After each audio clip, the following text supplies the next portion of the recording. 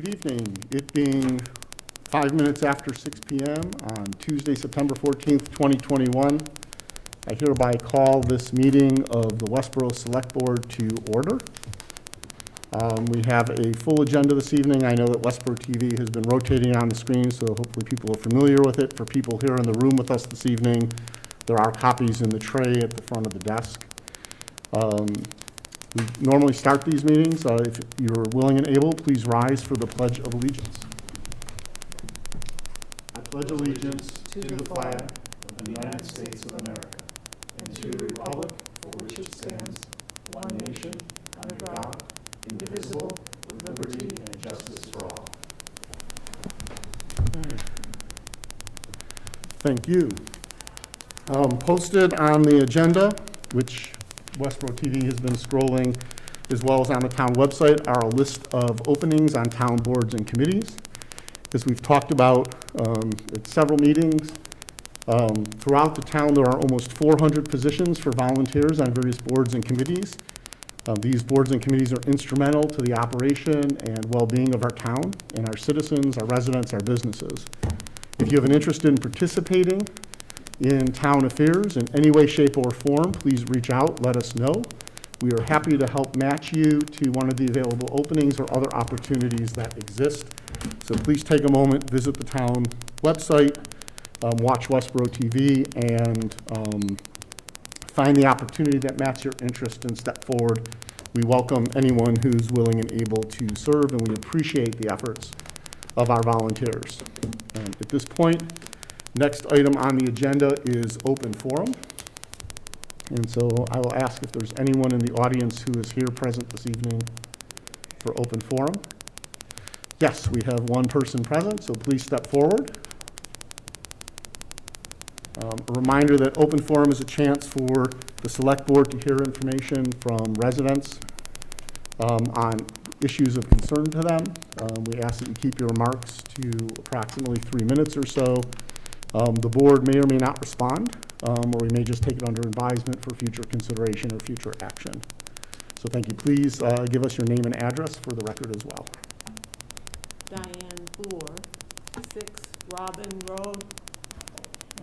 Excellent, thank you. Okay. Mine is a follow-up about the body-worn cameras that the police are looking into. And it's a question that I raised about having open forum, actually, a public forum, to talk before the town meeting where we have it on the warrant about that proposed program. And I'm just raising it today because I have not heard back. I raised the question of having such a series, actually, it was a series of open forums for the public to have a chance to know how the cameras work, because they were still in the process of learning about it at last spring's town meeting and at subsequent presentation that I went to at the Diversity and Inclusion Committee. And because we had a large turnout for the protest, or whatever you want to call it, in the spring, we knew there was concern in the community about police and police reform and transparency and community policing issues, all of which the chief is very good and open about. So anyway, I'm raising it today. I know the chief of police is coming, so maybe he'll even speak to the issue a little bit, that there'll be a chance before we vote a major expenditure of a person who has to deal with the archives, the digital archives of this program. I'd like to have a chance for the community to talk more now that the police hopefully understand better how the system works. Thank you. Thank you very much. Is there anyone else wishing to speak at open forum? Okay, not seeing anyone. Our next item on the agenda is a discussion vote to execute a community services agreement with Massachusetts General Brigham. And we have someone joining from MGB remotely. She's just getting on. Yep. Okay, great.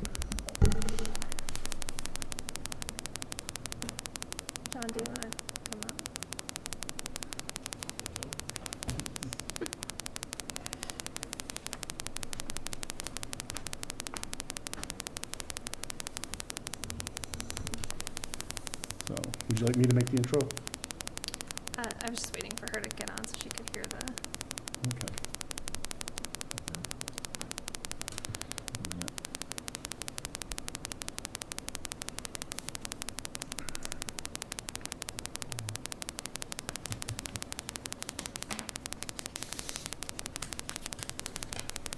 Yes, I can.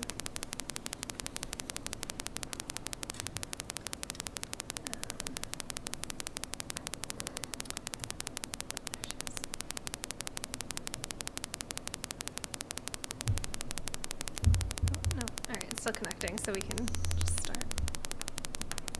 Keeps going away. Keeps saying it's connecting, and then it's not. So this is a request for the board. Okay. This is a request for the board to vote to approve and execute a community services agreement with Mass General Brigham. As we've talked about previously, Mass General Brigham is interested in locating in Westborough. They've actually already gone through their site plan process with the planning board, which was approved at the beginning of July. And so we have been working with Mass General Brigham since they told us of their interest in coming here on a community services agreement, also referred to as a pilot agreement or a payment in lieu of taxes. Being a nonprofit, they don't have a requirement to pay taxes, and so they've been a really great partner in working with the town in creating our first community services agreement. So we worked closely with the chief assessor, Ian, as your select board representative, myself, and the finance director have worked very closely with Robin Berry and their team at Mass General Brigham to put together what we think is a really fair community services agreement. It's a 20-year term, and so there's a payment each year with an escalator, and the agreement calls for renegotiation as we come to the end of that term for a subsequent term. It also calls for, if there's a transfer of the property to another nonprofit, that the initial term of that agreement would be carried through in the transfer of that property. So John has brought this to the Board of Assessors, who have voted to recommend it to you. And then, like as I said, we've been working really closely with Mass General. So Robin Berry is here. Just wanna. So John, I don't know if you want to speak to this while I get Robin all set. The Board of Assessors was very supportive of this. They were supportive of the process.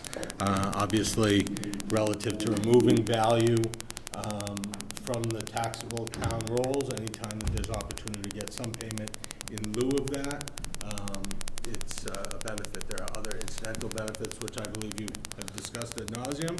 So an opportunity to get some payment. It was important that the town be protected going forward in the event of the sale of the property, as well as this term expires, and I think we were successful in doing that, and so we felt pretty good about it. Okay, great. I will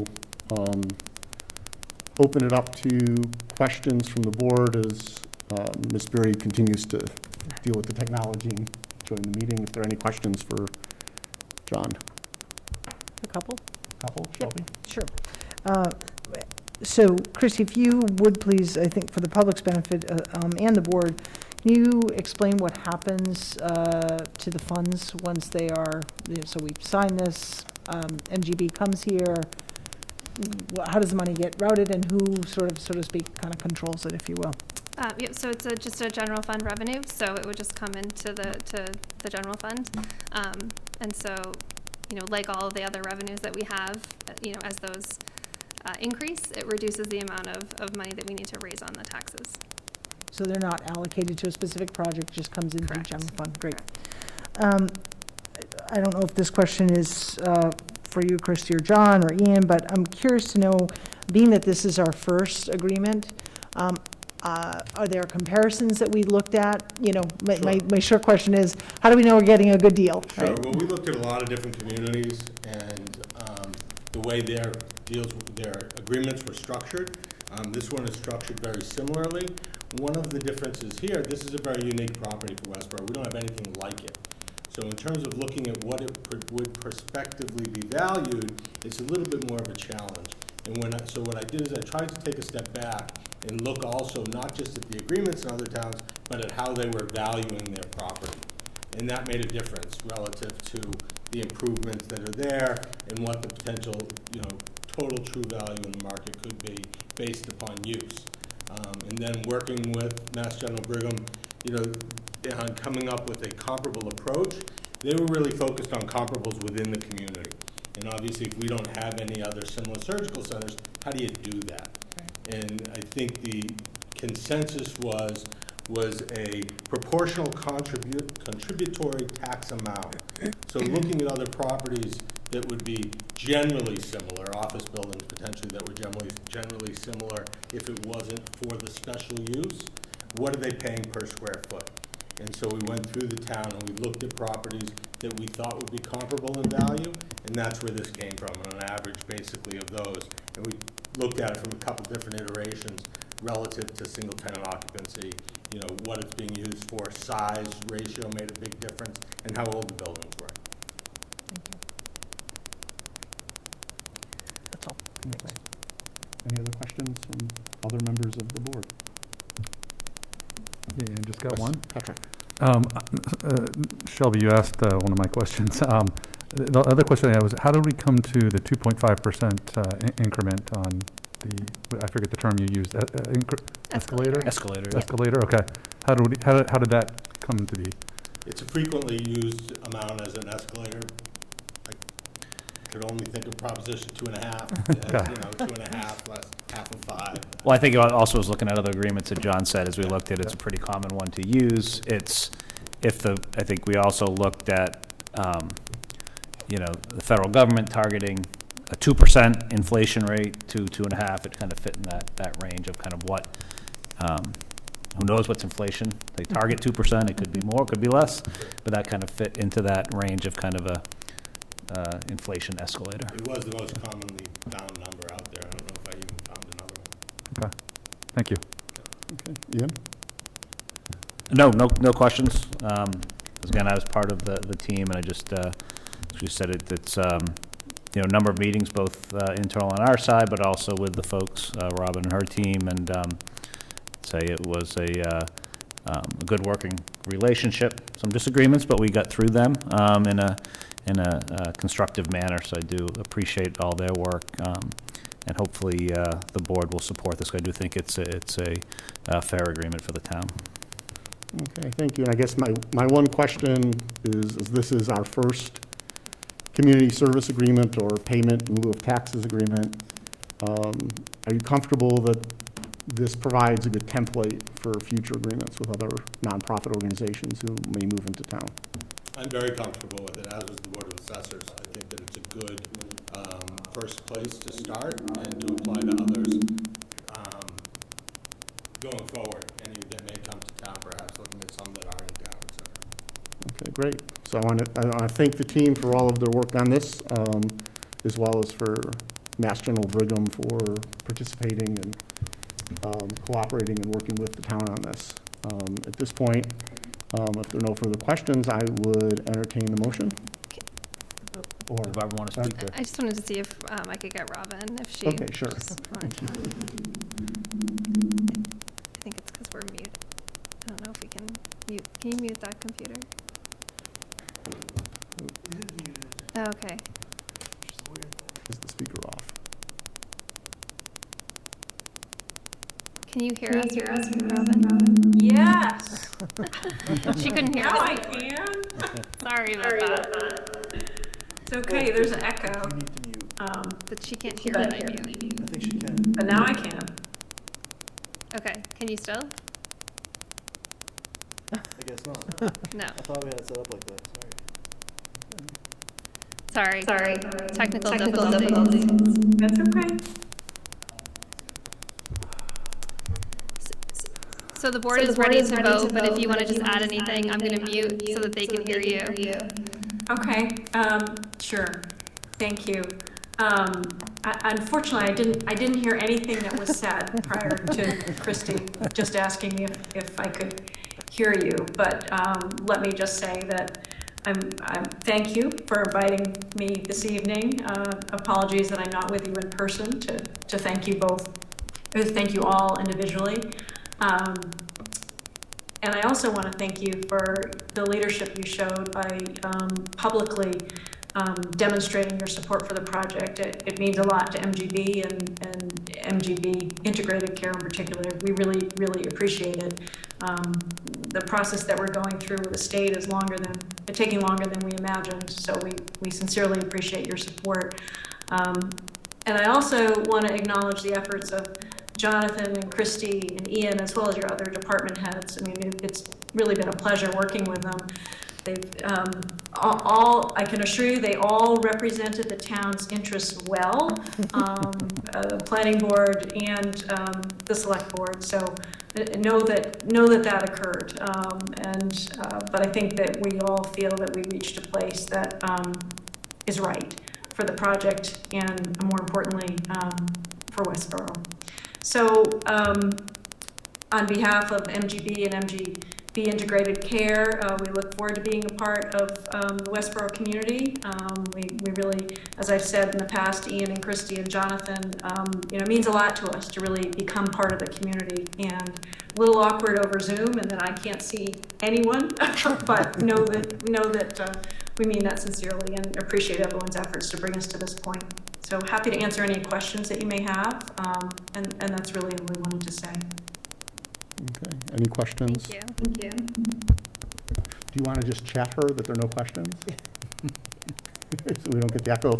And So I'll make a motion to move to approve the community service agreement between Massachusetts General Brigham, Inc. and the town of Westborough. Second. okay, moved and seconded. Any further discussion? Thank you. Seeing none, all in favor? Motion passes by a vote of 5-0, 5 being present. Thank you. Okay, thank you very much. Ms. Berry, she's off, but and thank you to John, Christy, Ian, and the team for all of the work to get us to this point. Okay, next on the agenda, We're a little ahead of schedule. and we are a little bit ahead of schedule, so the public hearing on the transfer of liquor license is scheduled for 6:30. We're a little ahead of schedule, so, On our printed one, we have the town manager report on So- the printed one. oh, yep, so next, I'm sorry, is the town manager report. Sorry, apologies. I was looking at this one. I was too, and then I Yeah, looked at the sorry. place to fit it.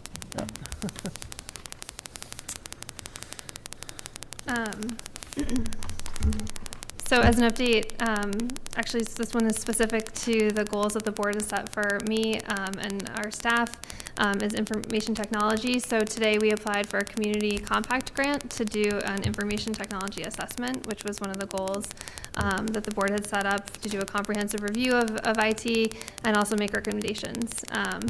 And so we'll do that. And then in addition,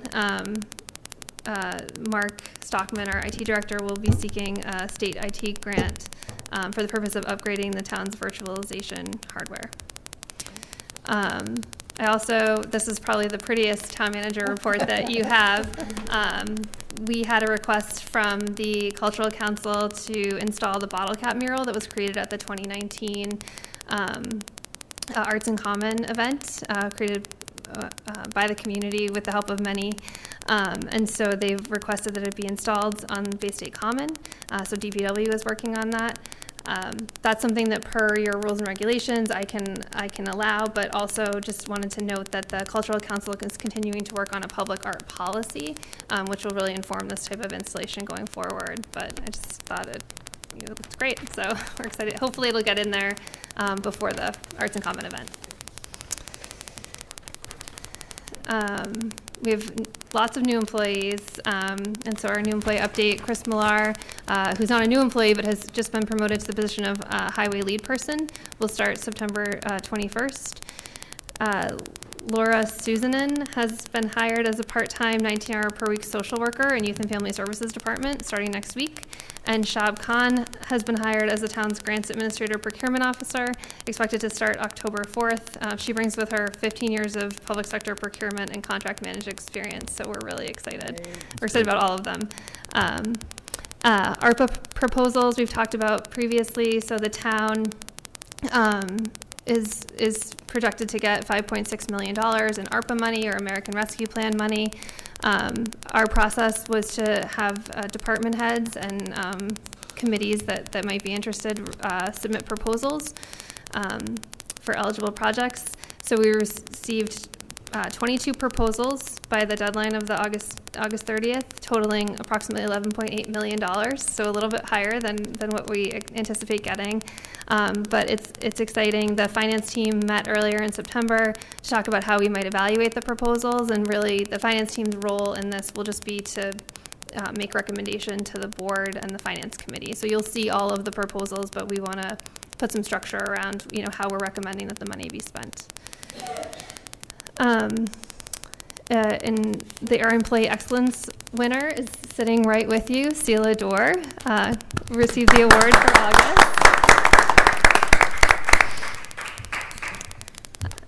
August. In department head updates,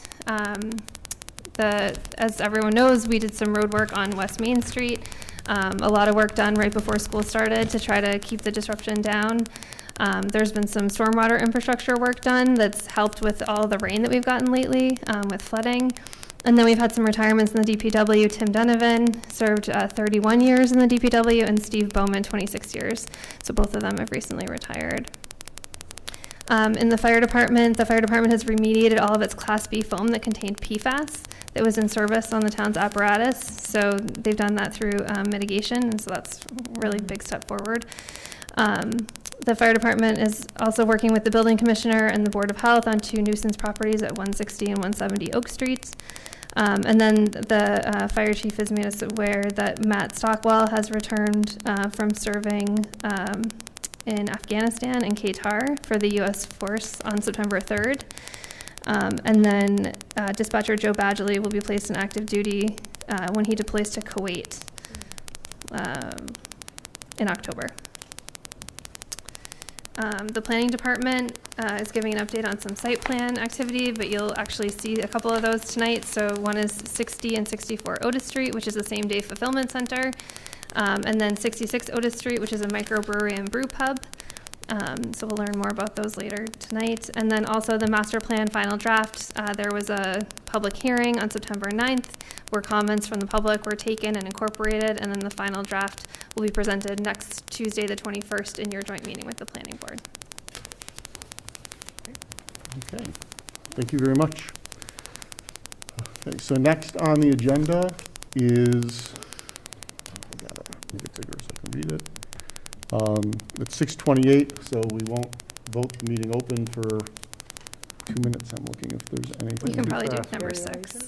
So if we can jump forward to discussion vote on concurrence with the town manager's burial agent appointment. Yep, so this was previous, the burial agent is appointed by me, but then you all have to concur with that appointment. It's part of the duties of the health department director, so it was Steve, and then when he left, it was Ray who filled in as our interim, and now that Jen is here, we're appointing her as the burial agent. Motion? Yeah. Yes, please. Motion, please. I move to concur with the town manager's appointment of Health Director Jennifer Sullivan as the burial agent. I'll second that. Moved and seconded. Any questions or discussion from the board? Seeing none, we will vote. All in favor? 5. Any opposed? 0. Motion passes 5-0, 5 being present. Thank you very much.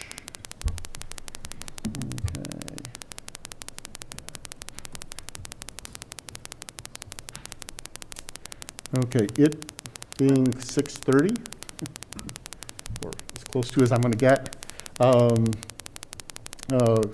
Next item on the agenda is a request to transfer a liquor license for MS Partner LLC. This is a public hearing advertised for 6:30 p.m. In a second, we'll entertain a motion to open the hearing, at which point the applicants can make any presentation they wish. We'll entertain questions from the select board and then open up to any questions or comments from the public. This relates to High Point Liquors, a package store at 2 Connector Road. The business is being sold and the new owners are requesting to have the package store license transferred to them. The paperwork, per the town manager's guidance, the paperwork is in order and has been advertised within statutory requirements. So I'll entertain a motion to open the public hearing. I'll move to open the public hearing with the requested transfer of liquor license for MS Partners LLC, doing business as High Point Liquors at 2 Connector Road. Second. Moved and seconded. Do I have to do a roll call vote? Open the hearing? Oh, No. have to- I don't think so. Oh, no. No, okay. We'll vote. All in favor of opening the hearing? Vote of 5-0, 5 being present. The hearing is open. So if the applicants would like to step forward and make any presentation?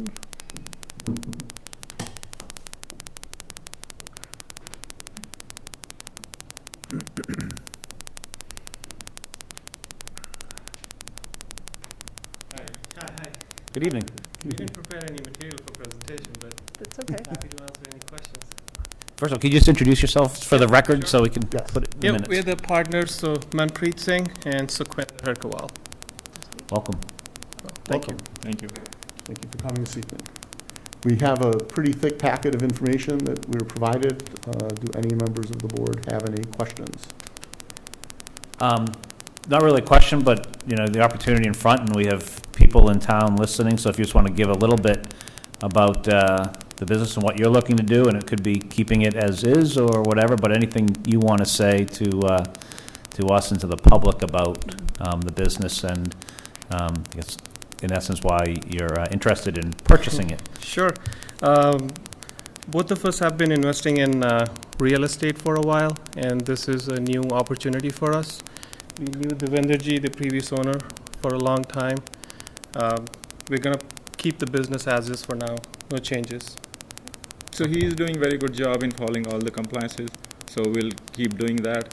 So the store doesn't have online presence much, so we'll be implementing that as well. So people in town should know about our High Point Liquors. Okay, great, thank you. Patrick? No questions. Any questions?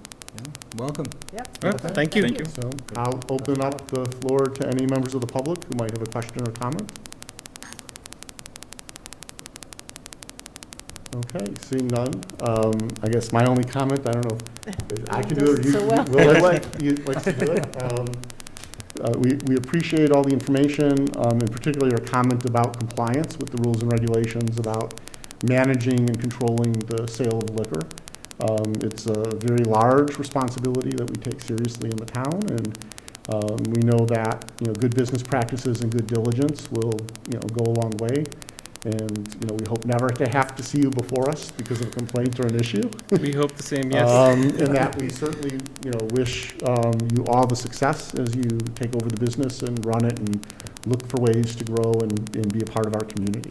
All right, thank you so much. Yeah, thank you. At this point, I'll entertain the motion. I move to approve the transfer of the package store license to MS Partners LLC, DBA High Point Liquors at 2 Connector Road, naming Manpreet Singh as the manager of record. I'll second. Moved and seconded. Any additional question or comment? Seeing, hearing none, we'll move to vote. All in favor? The motion passes 5-0, 5 being present. Congratulations. Thank you so much. Welcome to Being here, Westborough. Good luck. welcome. Yep, thank you. Looking forward to And doing welcome. business. Okay. At this I'll point- move to close the public hearing. Second? Whoever. Okay, moved and seconded. Any objections or discussion? Seeing none, a vote.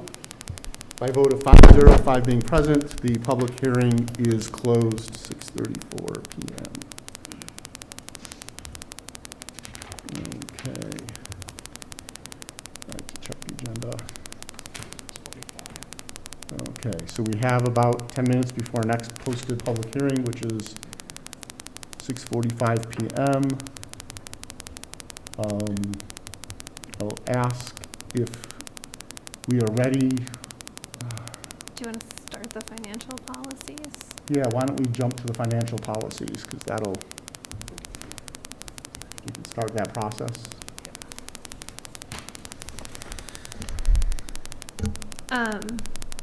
So as the board's aware, another goal was to update the comprehensive fiscal management policy to include an OPEB funding strategy. In addition to that, as the board's looking at your policies, we're also looking at all of our internal policies, which includes the investment policy. And so in your packet today, we've provided the investment policy, the OPEB trust fund investment policy, and then also the OPEB funding strategy, which would become an amendment to the comprehensive fiscal management policy. So understanding that the OPEB funding strategy is going to take a lot of discussion, we're hoping that this evening the board would consider approving both of the investment policies, and then we could start the conversation about the OPEB funding strategy. So the two investment policies are obviously about how the town invests our money. The treasurer collector has taken that to the trustee of trust funds committee. They've also been reviewed by our financial advisors. And then recently we went to the advisory finance committee, who voted to support both of the investment policies. So that's typically our strategy. We actually take those types of policies to our finance team. We sort of vet through them, then they go to the advisory finance committee and then come to you for approval. So if we want to focus on those two investment policies, then maybe we can talk about the funding strategy after. And we're just early, so Bob Paley is, I think, on his way up. Okay. So are there questions about the investment policy or the OPEB investment policy? I don't have, well, I have probably a lot of questions because candidly, it's not my space of strength. So I'm going to look to Ian and Sean certainly for their questions here. But I think it would be helpful for the public to understand, at a summary level, kind of how these policies are shaped and their context and background. Okay, so is investment policies, I don't know if you want to. Well, yeah, I was- Let Bob do that. We can let Bob do that. Bob, we just moved the agenda item around a little bit, so. Okay. You're at the podium and on the spot. So I just introduced it, but Shelby's question was for the public in summary, kind of what these policies are. So we're focusing the conversation right now on the investment policy and the OPEB and trust investment policy. Okay. The investment policy is, the town had one, it was, the last time it was written was 2008. So that was one of the, I think, the selectmen's goals was to update the policies. And Leo and I looked at a number of policies from different communities. We put things together that we thought were the most relevant for the town.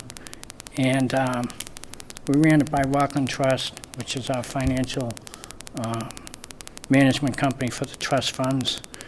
And I don't know, tried to put together the best policy we had. It basically, it's focused on safety, liquidity, yield, things like that that are important. It references, investment income, investment securities the town can invest in, which is pretty limited on the short-term side. On the long-term side, there's a little more flexibility, but it basically is ruled by the state. There's a list of legal investments that the town really can't go off, so there's not too much flexibility on that point. The policy says that we can't have more than 25% in any one bank, and there's, it has statutory references like most policies do and things like that. But I think it was just an attempt to update something that hadn't been looked at in a long, long time, and there's been a lot of changes in the last 13 years. So, like I said, that's something we tried to do with that. The OPEB policy is a little different. Not many communities have that. We couldn't find that many policies out there. A lot of them are tied into what their management company says, so we got a couple of policies, we put those together, and again, we ran that by Rockland Trust, which is the investment company that manages the town's money. I don't know if you read it or you have any questions on it, or if it's probably not a good explanation, but it's you know, the town is a huge business. We have almost $55 million in the bank on any given month, just in short-term funds. You know, in trust funds, we have almost $20 million. So we're not a small business, and you need things in place, I think, that set what the town is going to do. And that was really trying to focus on that. There's some things in the back that Lee and I have started to do as far as I give reports at the end of the month as far as how much is in every bank, what we make for investment income, things like that. But that's the reason, you know, we engaged in the process was we're a huge company. You know, you need to have some policies in place, and it can't just be, you know, Bob likes this bank or Bob likes that bank. I do like that. No, I'm just kidding. So I don't know if you have any questions or... No, I mean, I think that that's helpful. Certainly, the policies will be made available and posted online, so anyone can read them, and you or certainly our town manager are available for questions should they arise, right? Sure, absolutely. You know, and like I said, there's some reports that I don't have them with me. I can get them to you, but I started doing with Leo on a monthly basis, starting in July, where the banks are listed, the amount of money is in the bank, the accounts are referenced, the amount of money we're making as far as investment income is listed, and we're not making much, which is kind of disturbing, but Is what it is. it's the best you can do. Well, I think people respect what we inspect, right? So you're tracking it. I think that's important, and there's a policy that's updated. Sure. And so thank you for all that work. Well, Leah put a lot of work into it, too. I know. So. Yeah, I'd say thank you for doing the work as well, and the whole team. Being new to the board, I'm not entirely sure what the process is here. Does the Advanced Finance Committee also look at these policies with you, or? Yeah, I'm sorry. I mean, we ran it by, the finance team looked into it, which Right, is, so the process is we start with the finance team, and then recently we took it to the advisory finance committee, and they voted to support them, but it's your approval, so. Okay. And you also went to the financial advisors, too. right. We have financial advisors that took a look at that, Lots of fun. just to be on the safe Yes. side. And I get, do you have something? Just a comment, so you go ahead. So my comment is, as a member of the finance team and, you know, reviewing the drafts of the policy and the input, I think it was great to see a fresh perspective and taking a step back and looking strategically at what the policies we want to have in place to guide those investments, and really with an emphasis on protecting the money. Absolutely. So the safety of the funds and the appropriate level of liquidity. You know, obviously, we can't have money tied up in something if the money's supposed to be spent and we can't get the money. So safety first, liquidity, you know, as well as then looking at yield and returns and regulatory compliance. And so, Just so you know, there's been a lot of talk. There was a town out of New Hampshire that lost a lot of money a couple of weeks ago. He's talking to the microphone Yeah. a little bit more. Oh, I'm sorry. There was a town out of New Hampshire that lost a lot of money a couple of weeks ago because of, someone, I guess, hacked into their account and took the money out. But we actually have a process. It's called debit blocks on all our accounts. And so we don't allow any vendors to go in and take any money out. I shouldn't say that. There's a couple of places that do. They're contracted, like the state will come in and take some money out. Parks and Rec has something set up with the vendor. But we limit the amount of money that they can actually take from our account.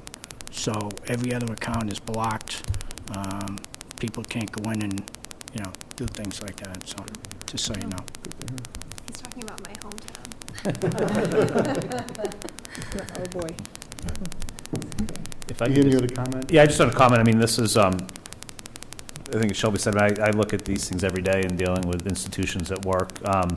And it's standard, it's prudent fiduciary responsibility. I think looking through this is very solid and better than a lot I see that large pension funds and others do. So kudos to the team for putting together. I think as was talked about, what we can invest in, more importantly, what also is in here is what we can't invest in. So people should be, happy to hear that we're not going into speculative investments in hedge funds and those types of things. Those Bitcoin. are strictly forbidden. We're not doing short sales. We're not, Right. going crazy. But I think those are the pieces of spelling out what we can invest in, and to me, more importantly, of what you can't invest in. But I think Sure. putting these in place is absolutely best practice. I would recommend that the finance team looks at these things annually for any changes, because that's, I think, again, prudent financial practice. But again, thank you for putting this together. These look really good. Thank you. Sean? I would echo that. Thank you very much. I appreciate the general funds policy, and you've referenced quite a few state requirements here, so appreciate that the homework's been done in terms of what the state requires of you. Also, it is, I think, very detailed what is considered a sort of a cash investment and what isn't, and so what you're restricted to looks very safe. I also appreciate on the OPEB investment policy that you do mention here that you have a benchmark you've created with, the investment manager, and they're evaluated against it, and you're reporting and looking at them quarterly. So I think all prudent actions you're taking related to these activities. So I'm comfortable with both these documents. Thank you. Okay.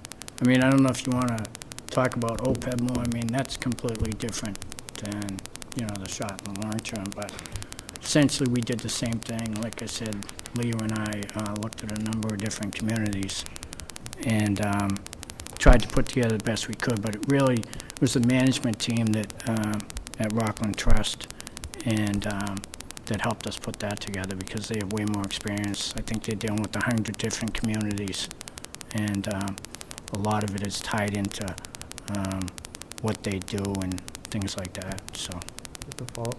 Yeah, Patrick? Does the state mandate that Rockland is a fiduciary? I'm just curious, are they, I'm sorry? is Rockland fiduciarily responsible for? Yes, they are. They are, okay. They are. Thank you.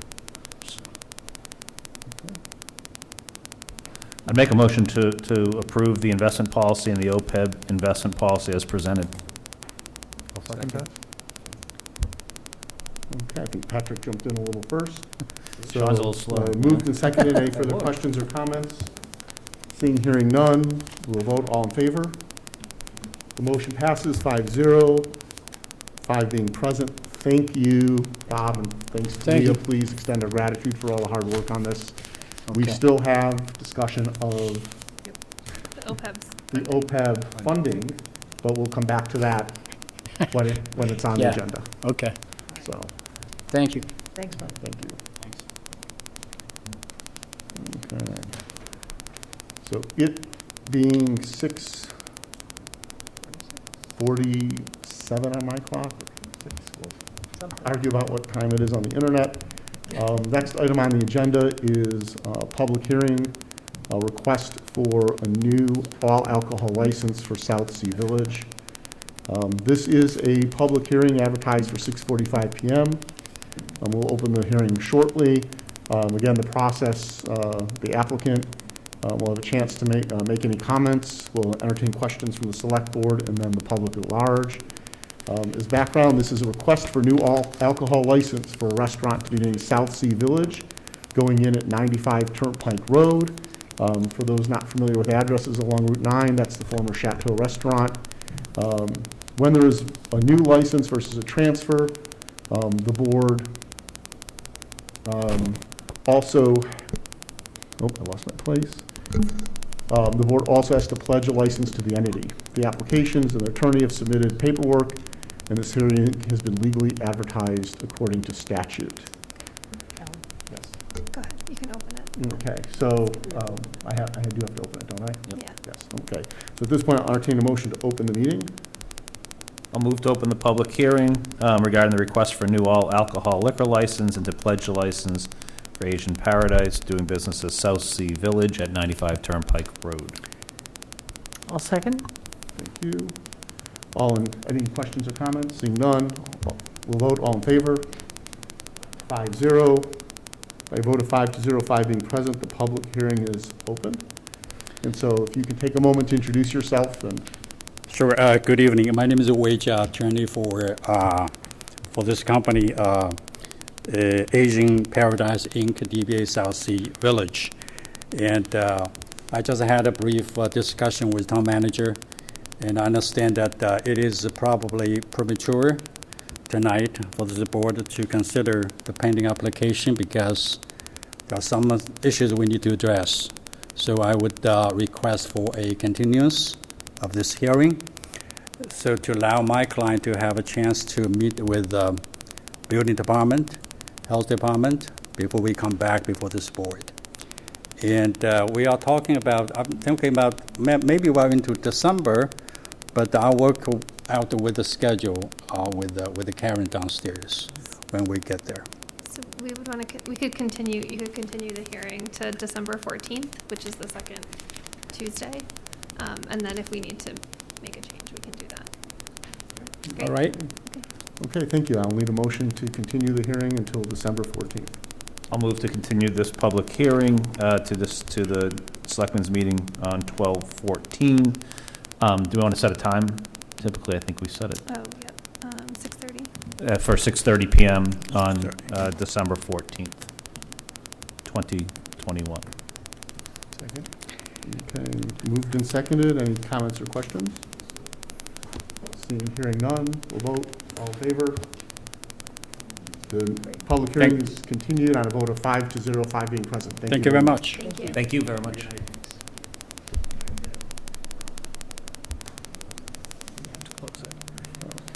Well, no, we don't close. No, don't close it. We continued it, yeah. We continued it. I mean, So it's out there in the ether. that's right. Right, you don't close it, yeah. We don't, right, reopen, It's out sorry. there. Okay. Okay, next on, just looking at where we are time-wise. Okay, so next on the agenda is a site plan overview for 60 and 64 Otis Street. A few minutes early though, right? We're a few minutes early, but if they're ready, we can begin. And the applicant for the site plan is Atlantic Management Corporation. Excuse me. Good evening, Mr. Chairman, members of the board. For the record, Robert Buckley, Reamer and Bronstein. I have with me this evening Christine Hung, an associate in my office, and Joe Zink, who's a principal of Atlantic Management. Just to orient the board, this is adjacent to the 50 Otis Street, which is the robotics facility of Amazon. We are proposing a multifaceted approach to this corridor. The first being 64, which is before the planning board now, which would be a combination of an expansion of the robotics facility as well as a mini fulfillment center. We feel that, I don't know if we can put the site plan up for the boards. I don't want to interrupt you. Oh.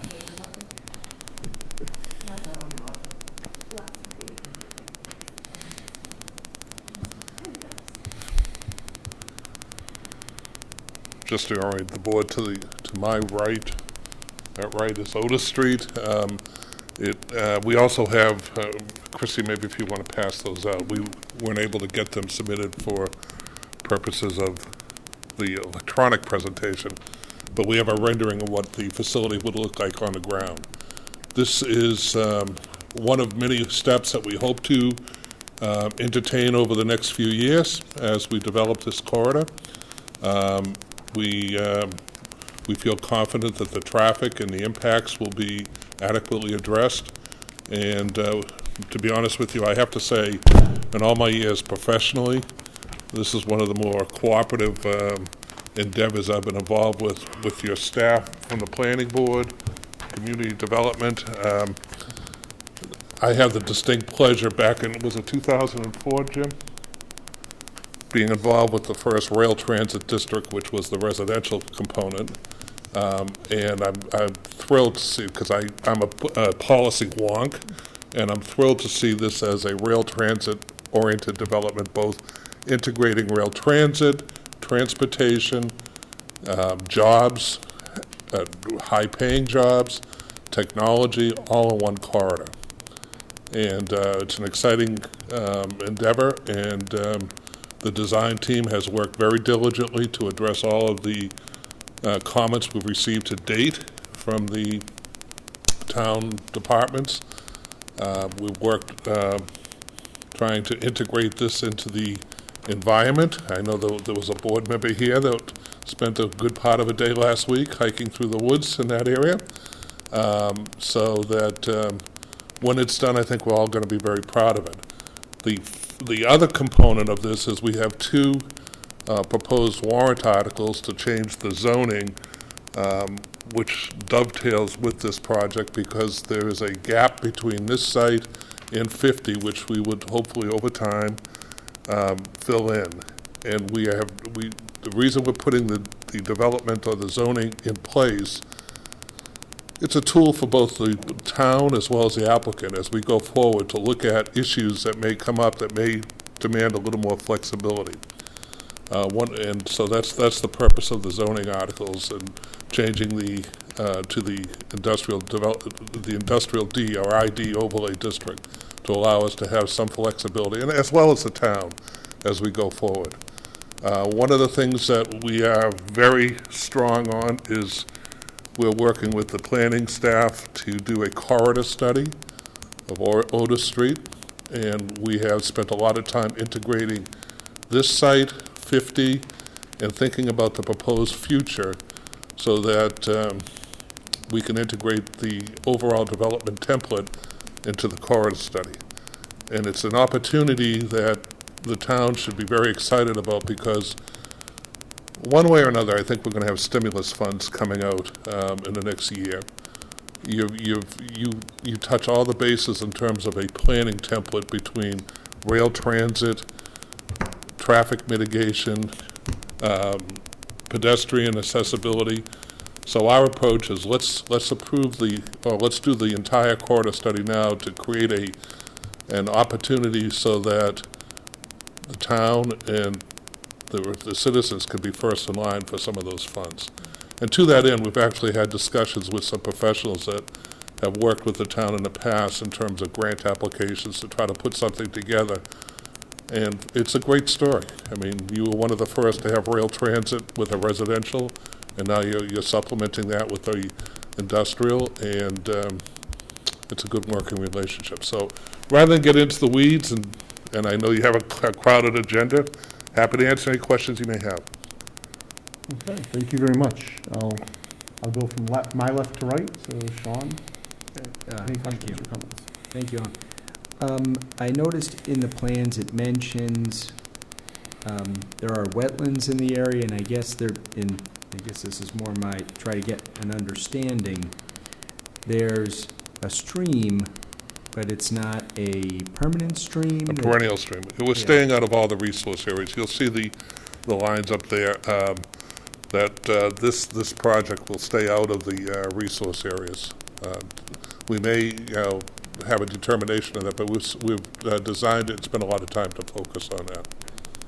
Thank you very much. And in the diagram you just sent out, what is the area that is outlined behind the building there?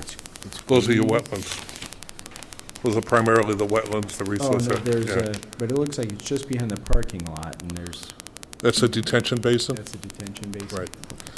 I should point out one of the things that this development and hopefully the future complementary developments will do, it's just going to clean up this area. There is some issues with respect to what it was used for previously, and this project will will remediate that situation. Right. Oh, and I like the fact that is it the road on the left there?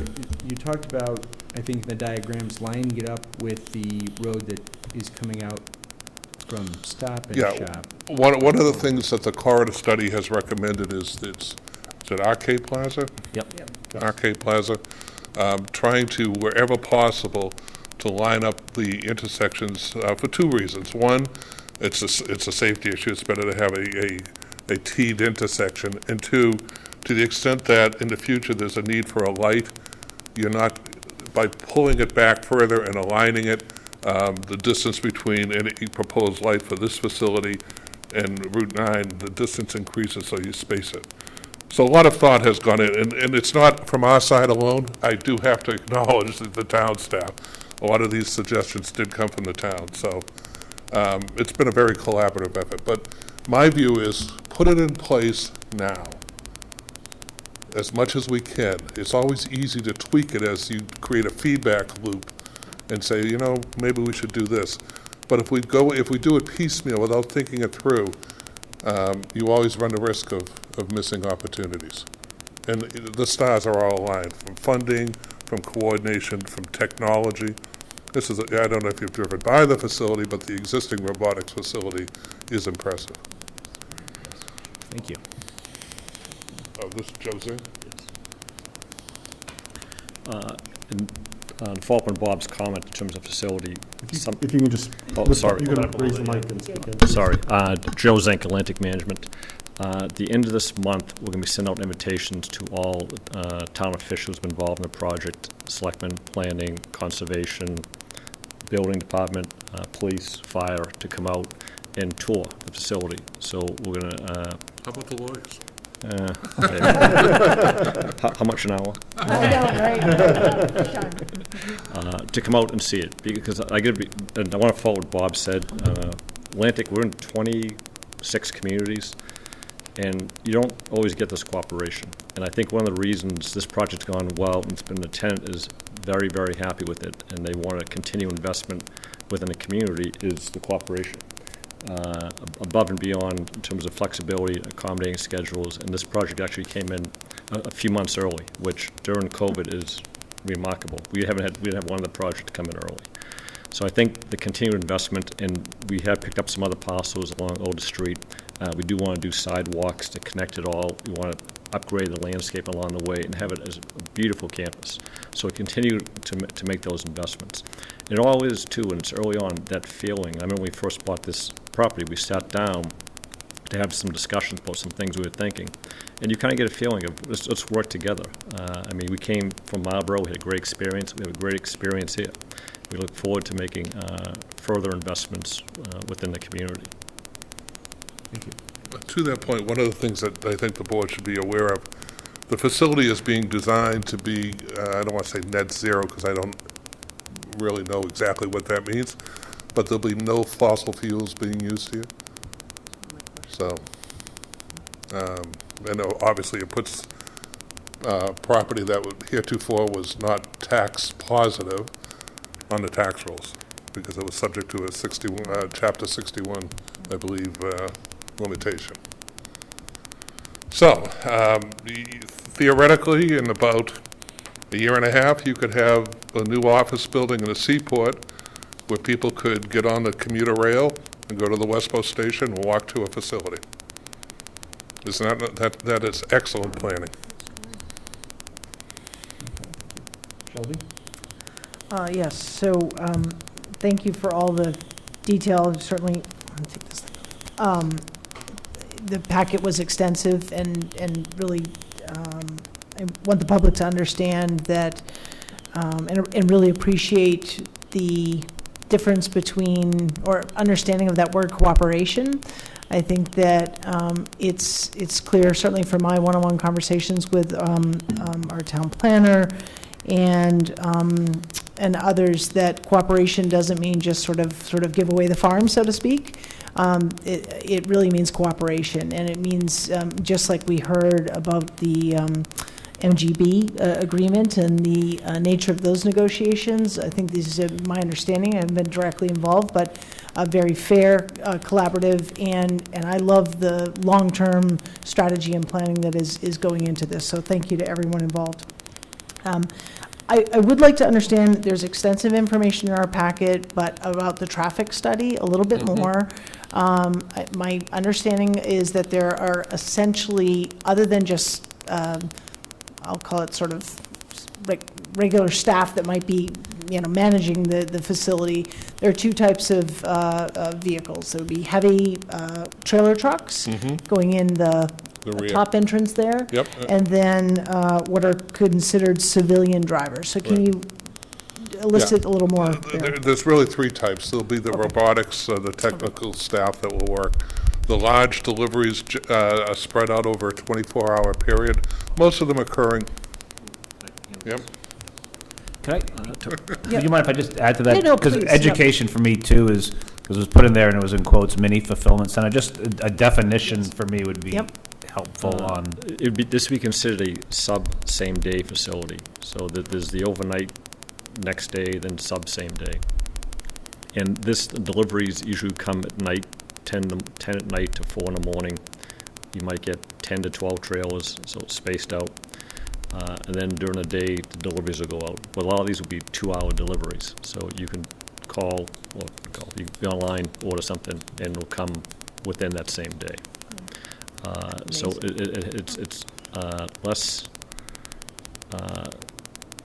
versus 4,400 Computer Drive. This is a much smaller facility, has less truck trailer traffic, and then less, not the waves that has.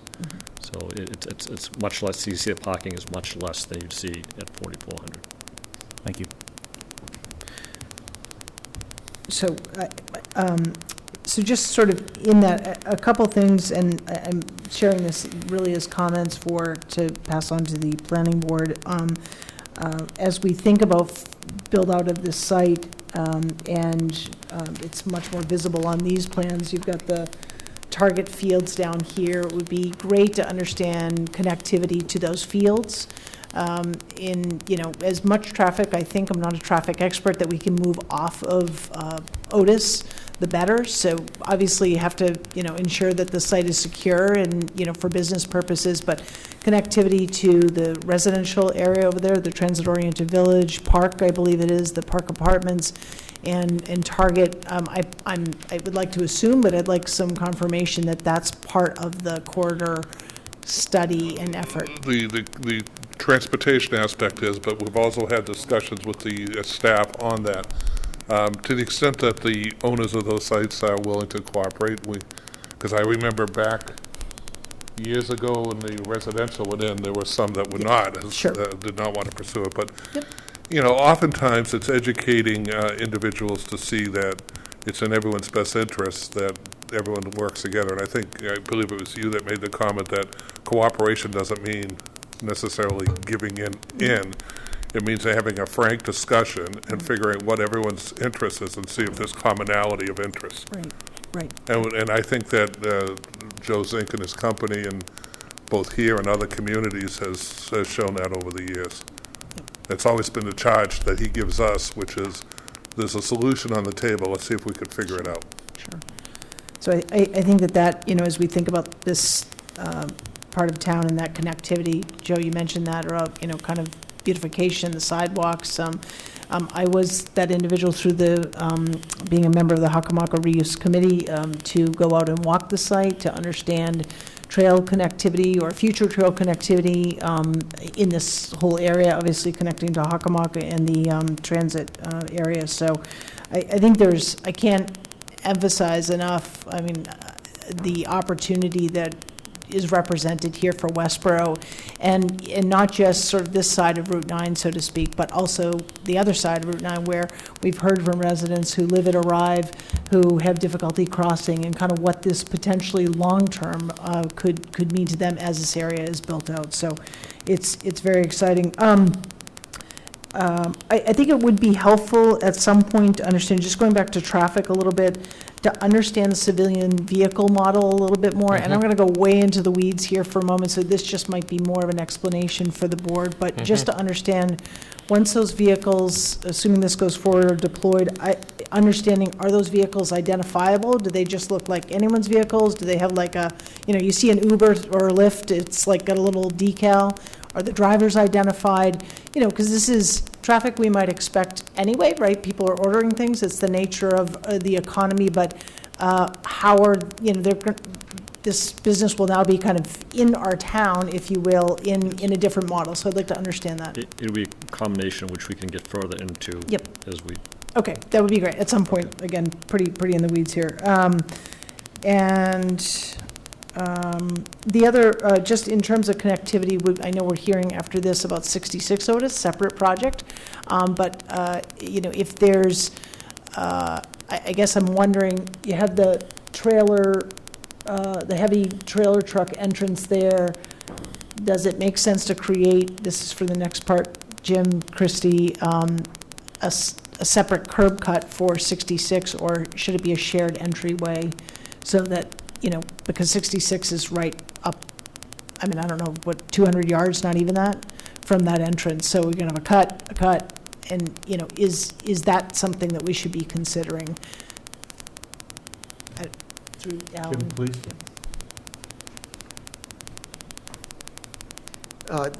So Jim Robbins, Town Planner.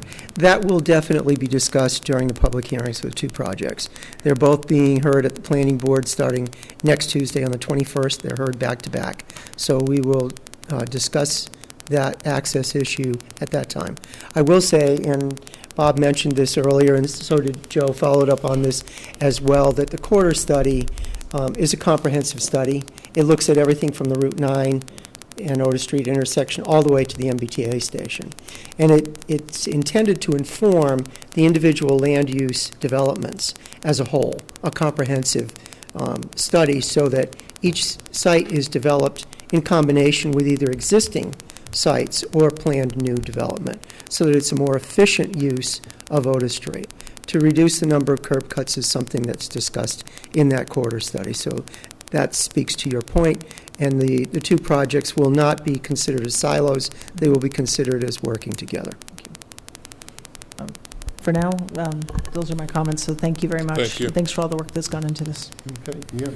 Yeah, I guess, Jim, I was going to get you before you sat down, so maybe you could help me with this, but Bob, yourself as well. Just curious as to this comprehensive study and how that works into what we have in front of us here and you'll have in front of you, how that, because it sounds like that's still ongoing, and if there's things such as sidewalks that was talked and other things, how do you as a board take that into account? And I guess it comes back to us offering comments on this, which, I'm very supportive of this. This makes sense. It's been a good business partnership so far, and I look forward to continuing. But I also want to make sure that we don't lose out on something because this gets approved prior to that study being done. So just some clarification, that'd be great. That's a really good question, and we share your concern. So the corridor study is ongoing right now. It's winding down, but it's very fortunate that this proposal comes forward at this time, because the corridor study has this plan and is looking at their proposed locations for curb cuts in relation to existing curb cuts on the street, particularly, as was mentioned earlier, the RK Centers, Speedway Plaza, and their curb cut, and trying to align the driveway for the worker vehicles, the passenger vehicles, and the delivery trucks to create a four-way intersection. And that's a more specific solution to the primary access for, or egress, I should say, for the delivery trucks, as well as the primary access and egress for the workers' vehicles. So that would reduce a point of conflict and rather create a better line of sight and better turning movements by aligning those two intersections. So that's actually a recommendation of the corridor study. And that's because they considered this plan. They will also have to add the plan for 66 Otis Street, because that is so new and coming to us. They didn't have the advantage of that prior to reaching their preliminary conclusions. But to say a little more about the corridor study, and you'll hear that specifically at a later date, it does include not only vehicular traffic, but pedestrian and bicycle traffic as well. It addresses things like signalizations, crosswalks, bicycles, and sidewalks as well, for all of the uses on Otis Street leading to the train station. Thank you. If I could just add to that, all of the property owners participated in discussions on the corridor study, so all the property owners along Otis Street were active participants and understand what the town's thinking is, what the consultant's thinking is, so that there'll be no surprises, hopefully. That's great. That's great to hear. Thank you for that. And just the last thing, I probably should ask one first, as I read, but just to make sure I understand, and I guess the public does too, is we're looking at what's in front of us. The parking lot that's in front of the building, is that employee parking there? And then to what's, to me, the bottom part of that is that, the back is then the tractor trailer loading Right, docks all the way to the right, back. That is correct. And then the Loading side would be there, on the loading side. is on the side. Yep. Okay, perfect. And Yeah, then right. the final thing is, I'm sorry, that's why the intent was to separate heavy traffic, truck traffic from the employee traffic. yeah, which I think is great, so it's perfect. I did notice some talks about gates and other stuff to keep that in place. And then I guess the final question is and going on Select Board Member Marshall's question, the distance from kind of the back of this facility to the residential community in the back. I don't even see it really in the picture, but do we know that distance, and then what kind of buffering or anything is proposed? I see there's trees and other things there, but is there buffering? Thinking about, again, the truck loading. truck loading, hearing about it Yeah. at night. I think that the feeling and the sound information is ample distance, but that will be something we will look at the planning board, as we did at 4400 also. Okay. Yeah, lighting and that. Lighting, and that, yeah. absolutely, yes. So I guess from my side, that'd just be a comment from us to the planning board. It sounds like they're gonna be talking about that anyways, but that's definitely a concern for residents, but I know it looks like a big enough distance and can be mitigated, so. That's all questions I have. Thank you. Okay. Patrick? Yeah, I would, echo many of the comments by the other board members. I sit on, or I'm a liaison to the planning board, so I've been an observer of many of the conversations, and I'll say, I think it's been a very positive experience as well, in the right direction, and I think that this plan is a good design headed in the right direction. So thank you for the team for doing all the work that you're doing here. Many of my questions were already asked, but I do have one question. It's great that the corridor study is going on forward and that there's more work and consideration being made there. I guess what I'm not hearing is, I know that there are other communities in the area that have experienced issues with traffic getting diverted inadvertently into other neighborhoods. Is there any plan to have a traffic study that incorporates the Fisher Street and Arch Street areas in the town to make sure that, other than normal delivery type traffic, that we're not getting obviously 18-wheelers coming down through those areas, lost in the night, that type of thing? Yeah, I think we will be addressing those in a couple things. One, we can condition that, and what we like to do is to have a look back so that our data stands on its own, so that after 12 months, 18 months, we look at it and say, what we said initially, has it come to pass? There is some control aspect, so one of the, from the fulfillment component of this, you can alter the trips out. You can change the timing if that's a problem. If there is a lot of neighborhood cut-throughs, we can address that. In regards to the trailers, they control that. So they control, their mandate they come down Route 9, go to Oil Street and leave that way. So that it's, the good thing is, similar to 4400, where before, the trails out there now, there's no control. When they go, there's no idling at night, they can't leave it on or anything like that. So it's very disciplined of how they do it. Yeah, 4400 is a kind of a little bit more unique situation. I mean, Route 9 is right there. It's right. This is, there's the backside. I think with Route 9 here, this is such easy access. Yeah, it is. It I'm just worried about somebody taking a right-hand turn instead of a left-hand turn out to Route 9, and then end up down on Fisher Street, and then we're going through many There'd be neighborhoods. no reason to go down there with So, those okay. at all. We can control that with directional signage and compliance. Yeah. They work Yeah. for the, They control it. Again, They my questions are really formed to help the planning board, ask these questions as well, so I'm sure that these will come up in those discussions, so thank you. Excellent. Thank you. That was it, Tom. Okay, so I looked at the truck issue a little bit and reading through the narrative that went in with the application. There's a bridge on Fisher Street with a weight restriction for trucks, so truck GPS would route a semi-trailer away from Fisher Street anyways. Hopefully. Ways, the car ones won't, but the ones that are built for the trucking industry would, hopefully. Doesn't work on the bridge. But also, there is mention in the narrative that the applicants are supportive and would work to support an effort with Mass DOT to have a heavy truck exclusion on Fisher Street to keep the trucks off as well. Which is actively being pursued today. which is actively being pursued. We've had discussions. Yeah, and if I may, I'll just add a point here. Also, on the Arch Street side, that's actually a cut-through that a lot of people use to get to Grafton over to Mass Pike. So I don't know if these truck GPS systems will route them in that direction, but I would be concerned that somebody might be routed that way, I guess. Yeah, although Arch Street has a low railroad bridge, or a low That's true. bridge, which is, Slower and We have experience with that. having downloaded a GPS for an RV, the RV would not get routed on Arch Street. I think we have a new town seal. Bridges. Different bridge. All we need is more than one railroad bridge taking the tops off of trucks. A question is, in the narrative, in the section on zoning analysis, there's no mention of the desire to go from industrial B to industrial D for this and neighboring properties. So I guess my question is this facility, for the public, the biggest differences between, and Jim can correct me if I'm wrong, between industrial B and industrial D is the height of the building and the percentage of open space. And so this building is proposed, just looking at it, I can't imagine it needs the additional open space, to use more land and have less open space. Is this building looking at the height requirement, or are you looking prospectively to the future for the properties as contiguous? Future development along the corridor, to put that in place now, so that as we plan it, we can have those discussions. We're not sure we're going to need it, but we want to have the ability, as I assume the town would want to have the ability to be flexible. I make my living doing zoning, and one of the things that we're finding across the Commonwealth is that zoning that is rigid creates two things.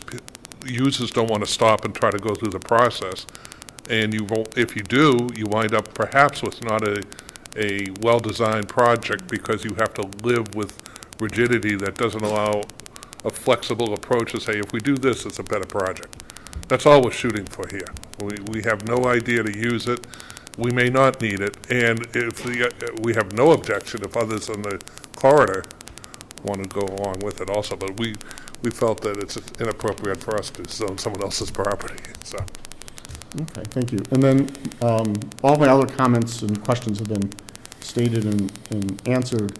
I guess my other concern, which relates to traffic, is that north on Otis Street from this facility, we have the primary or one of the primary entrance and exit for the Target property, and then we've got two small commercial and retail, We've had discussions on that. And today, it can be, at certain times of the day, it can be very hard to get in and out of those driveways. Right. And just so, a comment for me, for the planning board, would be, in knowing this ties in with the corridor study and the desired redesign of the Route 9 and Otis Street intersection, just consideration and whatever mitigation or assistance can be provided to make sure that those businesses don't lose customers because they're just too inconvenient, like you can go to Moe's, but you can never get out of the parking lot, so you're not gonna go there, right? We don't want that. We want those businesses to also have an opportunity to thrive. Well, that's one of the reasons we shifted the driveway down, is to create a greater distance. And I can't emphasize enough, the timing couldn't be better to go in the next 6 months with hopefully a completed corridor study, an active development program creating jobs, a well-thought-out template for what the roadways would look like, and a rail transit station within walking distance. If I'm at the state or federal level looking at discretionary funding, what base haven't we touched? And I think you're unique there. I mean, and you open up the Worcester market, you open up the Boston market, it's ideally situated. I would add to that, the open space of Right. Hockomock and the recreation, and, and again, I didn't acknowledge, but the fact that this is a very green building, whether it's net zero or otherwise, is very exciting. That was one of my questions, Mr. Welch. I'm surprised you didn't pick up on that. Yeah, absolutely, I agree with you. Right. And people always act out of their own self-interest, as others on this corridor that perhaps haven't been as cooperative in trying to coordinate driveways, see what's happening. Yeah. It may be in their best interest to join the parade. Okay, thank you. Ellen, Are we going to talk about the rezoning? That's another agenda. That's another agenda item. Okay. Are we going to? Zoning. That's next, Okay, so, okay, hold on. okay. Okay. No, you mentioned zoning, so I'd have follow-on Yeah, well, questions. because it's okay. it's so interrelated, so. Okay. So thank you very much. We have a couple of comments to forward to the planning board. Yeah, so just to make sure that we captured everything. So the connectivity to target the fields, residential area, TOV, park, understanding identification of vehicles, drivers, civilian vehicles in the fleet, looking at curb cuts for 66 and 64 and how those will work along Otis. Consideration of these projects and the timing of the corridor study and how they'll work together. Buffering for the residential community, buffering of lighting and sound for the abutting residential community, and then also truck traffic into residential neighborhoods. Okay, and the look-back study for traffic as well, as mentioned. That was mentioned to us. We It didn't was come up, mentioned to we didn't us. come up with it. It was but mentioned it's to a us, good but idea. I'd like to include that in the request to the Okay. planning board, that be included. It was a good idea. And- We'll give you credit for that one. I don't know if you will. It's a line item. Okay, thank you very much. Thank you. Thank you. Okay. Next on the agenda is a discussion vote. It's a presentation and discussion of the zoning articles for the fall town meeting warrant. Right, so you have 3 zoning articles on the fall town meeting warrant. Tonight's discussion is focused on, let me see, we keep renumbering them, so tonight's discussion would be focused on Article 18, which is one of the parcels we were just talking about, the rezoning of one corner of that parcel, and then Article 19, which is the extension of the Article ID overlay for 50, 54, 60, and 64 Otis. So I don't know, Jim, if you want to start or.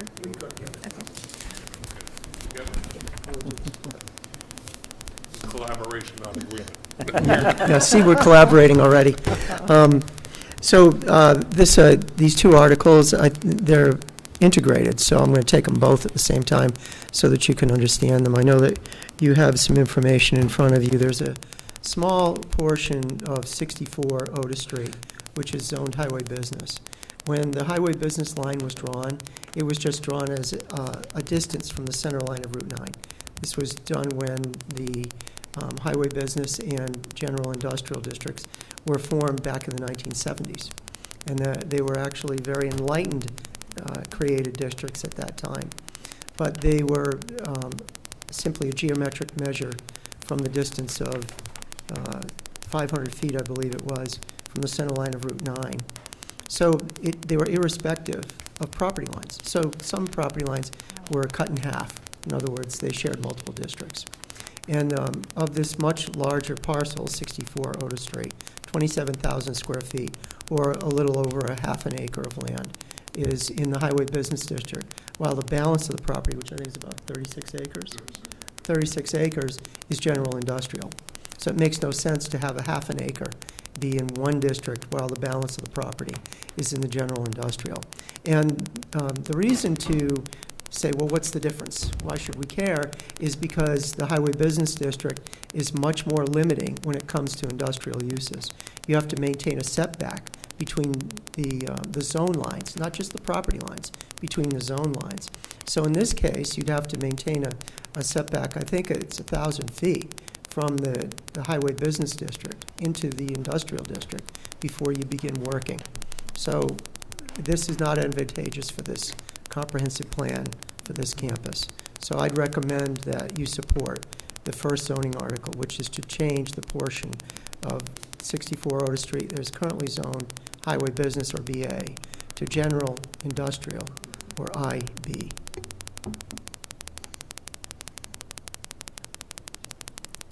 Okay, and you also wanted to introduce Article 19 because they're closely related. Yes, so the second article has to do with the ID overlay. And the proposal is to include 64 Otis, 60 Otis Street, 50 Otis Street, and 54 Otis Street.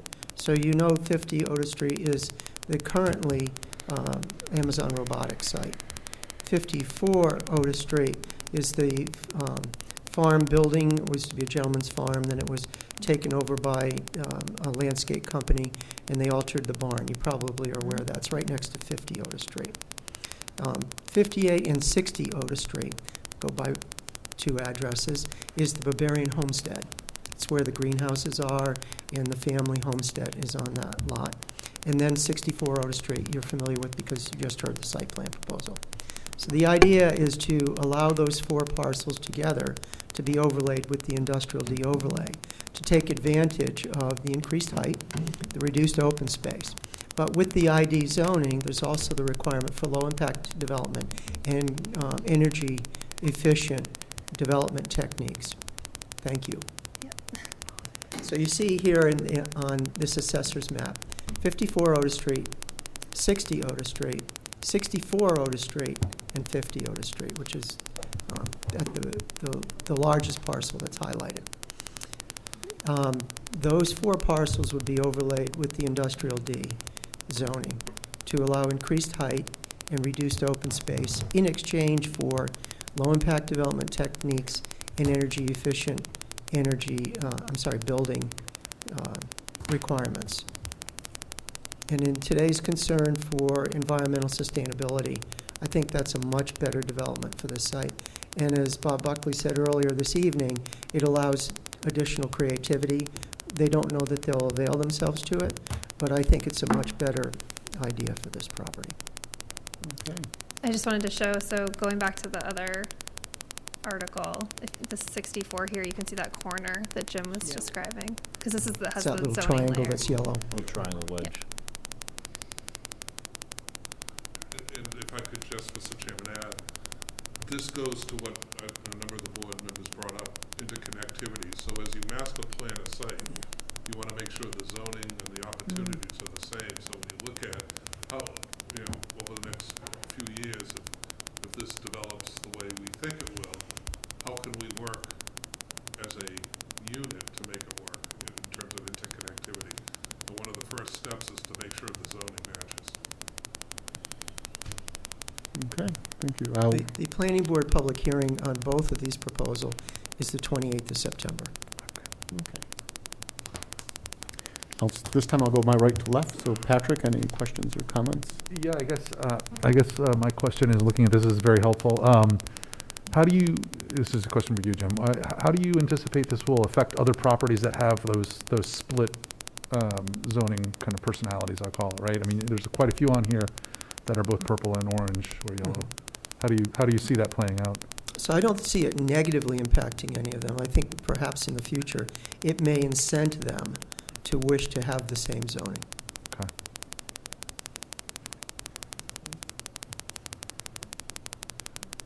Okay, Ian? No, I mean, the first one, the 64 Otis Street makes complete sense in looking at that. That, to me, is kind of a no-brainer. I totally see the reason and will support that. I guess the question I have, somewhat related to Selectmember Welch's question, is, so we're doing this side. Has there been any thought of trying to look at the other side across the street and making this whole piece of it ID at this time? So the master plan looks at that, and the master plan will hopefully be adopted this month, and that would probably be something we'd bring to town meeting in the very near future. Okay. But of course, it's going to take the assent of those property owners as well. That'd be the piece. So in this case, obviously, the properties are all owned by one management team. But in the future, we'd have to notify all of the property owners that you see there in purple that are zoned IB as an underlying district, including those properties that are currently occupied by uses other than industrial. I'm sure that they wouldn't want the overlay, but some of the others might. So we'd have to look at what makes the best planning sense, as well as what the property owners want. And that's not a simple process that could take many months. Perfect. Mr. Chairman, may I add a comment? Sure. I think it's important to note, too, that by rezoning to the ID, you're not giving approvals. The planning board would remain the permit granting authority. You'd still have to get their approvals for things that go on there. So by rezoning it, all you're doing is creating flexibility that they may or may not approve, or we may or may not use. So it's just an opportunity to look at it and say, if we're gonna do this, let's do it right and have all the zoning the same. And then the planning board or the permit granting authorities will make the decision whether it's worthwhile to do. It's just one final thing that, and Jim, you can probably help me with this, and my memory may be lapsing, but I do recall that when we did the other side of town with this ID district, this area was considered, and I believe what was happening is people were saying, well, what's the plan, where does it go, whatever. I think what was just said is the fact that now there's a property owner that's interested, has ideas, again, whether they use it or not. To me, it's kind of what I remember the town kind of asking for, and why we removed it at the time, because we didn't have kind of answers and a lot of ambiguity around that. But now, to my earlier question that you answered, and this one, I think this makes Yeah, that's a good point. sense. That's a very good point, because one of the concerns of the residents of the community, the voters, was traffic. And that's why we're doing the quarter study, to make sure that we understand the impacts of further development and the overlaying of industrial property with a greater opportunity for development. The traffic study, the quarter study, I think will actually help to dispel some misconceptions and give people comfort that the type of development that can occur here will not create the traffic they fear, or additional traffic can be controlled through better traffic management, truck exclusion, improved driveway, and intersections. Perfect, thank you. Thank you. That's all I had. Shelby. So I just need some map help. So on our, you can't see it here, but I'm looking at the same thing. So I don't actually see ID as a zoning label on our GIS maps. What am I missing? If you look at the entire town, you won't see it there because it doesn't exist on this side of town yet. Okay. But if you look at our GIS, you should have an ID label. I'm not seeing it either. But it does exist. I don't even see it as a label option, Jim. That's why I'm. It's an overlay as opposed to the zoning. Oh, yes, it's an Yeah. overlay District. district. Okay. Appreciate the map 101. Down in the overlay. Thank you. It's the I knew I was missing something. I'm going, what? right Why? slash It's yellow above. line. Right, okay. Okay, now that I've been properly corrected here. So. It's a good test, though. Yeah. But Jim didn't see it either. Yeah, I didn't see it. You win. Come by my Sorry, office in the I'm morning. like, what am I missing? I just want to emphasize, Ian, your question, because I look at this and I say, why aren't we doing this on the other side of the road? And, as part of that, but, so I would provide that feedback, Jim, to the planning board to make sure that voters really understand why this is being presented this way. And then I guess I would also ask, this doesn't, by doing this, because it's multiple parcels, it happens to be owned at this time from, by the same company, but it doesn't create a spot zoning type of situation? Good question. That was my first question as well. Okay. It's multiple property owners. I mean, it's multiple properties, even though it's owned by one property Yep. owner. And Bob did a lot of casework on this one, Okay. because I really grilled him in the beginning. Well, because that's going to come up, and I appreciate I that. thought this is a problem, Yep. so I'll let Bob answer it. Yeah, the concept of spot zoning in Massachusetts, the courts have held that it's very difficult to prove spot zoning, but if the zoning is in relation to the master plan or the development concepts of the town, then it will be upheld. And here you have an industrial corridor. Again, all the uses that are under the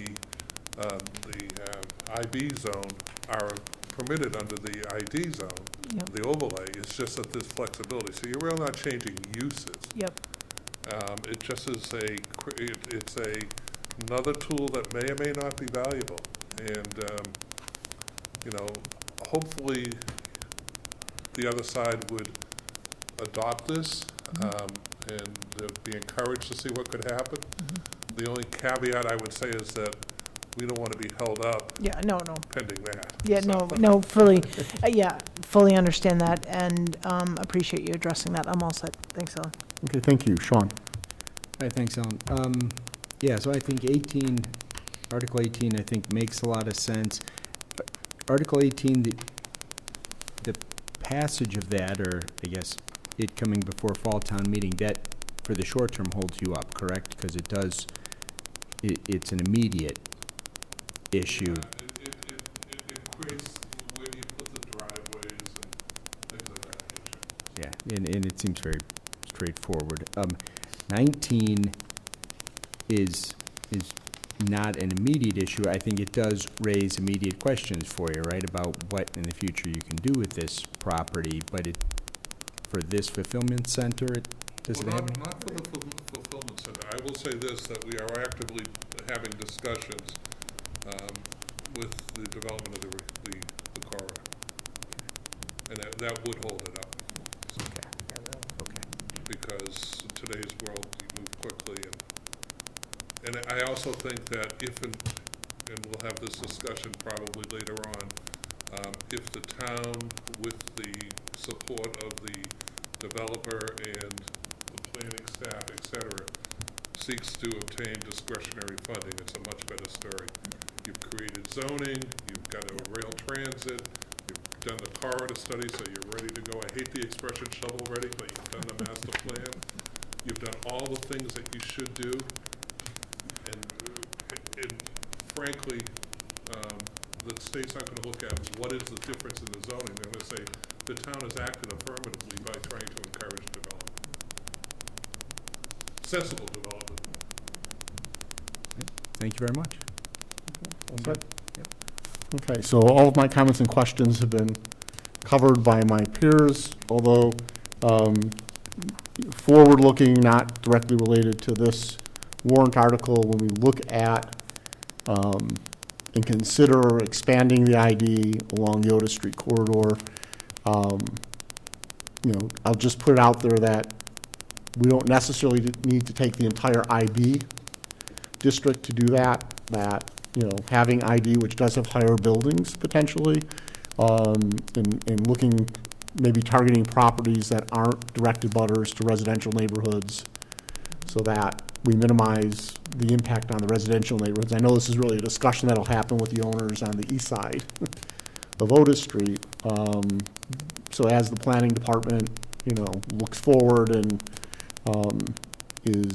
continues to be proactive with the planning board and updating zoning, that just be a consideration of how the ID overlay might be extended to this area as a way of, just personally a proponent of maximizing the capabilities of our commercial industrial property. It's a great way to reduce the percentage of the tax levy that falls to the residential property taxpayers. But the need to do that in a way where we manage the impact on the residential neighborhoods and the character of those neighborhoods, and so much of what makes Westborough a great place to live. So, Mr. Chairman, I would just like to emphasize, granting the ID does not mean you're granting the approval. no, I understand, but it's the potential, and Right. No, I sometimes understand that. sometimes the potential is just as scary or more scary than the actual plans. So, want to make sure that's out there. Okay, anything else? Okay, thank you very much. Thank you. And in closing, I would like to, before you vote or whatever your recommendation, I would like to, you hear probably complaints, but I do think Never. it's important to recognize that I think to a person that we've dealt with in the town through this long process, from 50 Otis through where we are today, the professionalism, the responsiveness, the thought processes that go into the dialogue have been really rewarding. So you should be proud as a town. Great. Thank you. Thank you very Thank you for that. Thank you. Be here. Okay, moving forward. Sorry, just to hit on that, I think you said it before, but just so folks know, Yep. we're not voting on this. We didn't have an agenda to vote for it. We will Correct. not vote for it, but I think. Right. Our intent is to vote on warrant articles and to hopefully close the warrant at our next meeting, September 28th. Yep. Thank you for reminding me Yep. to clarify that. So next on the agenda is a site plan overview for 66 Otis Street. And so let me get to there. So again, this is an opportunity for the site plan for 66 Otis Street to be presented, where we can then provide any comments, questions, or concerns to be forwarded to the planning board for their consideration when issuing a special permit. While the applicant is setting up the easel and the photos for the public, the proposed development on 66 Otis Street is for a 12,500 square foot microbrewery and brew pub restaurant.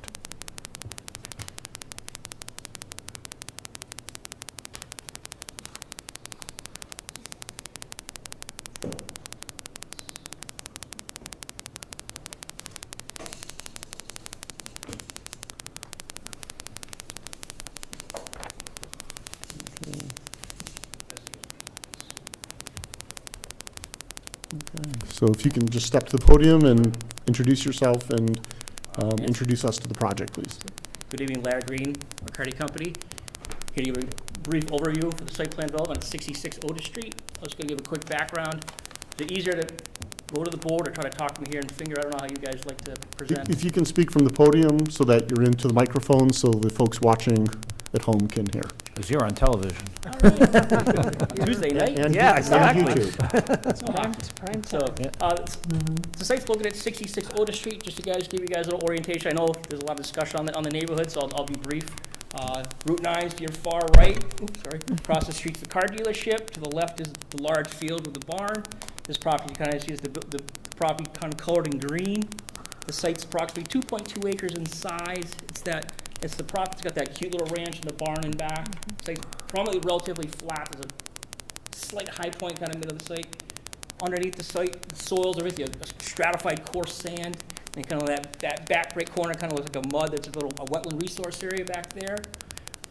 And then what we're proposing to do is, as you stated, we're here to propose a 12,500 square foot restaurant. And that's that tan rectangle in the middle. Proposing to wrap that around with 25 parking spaces. 38 spaces are required per zoning.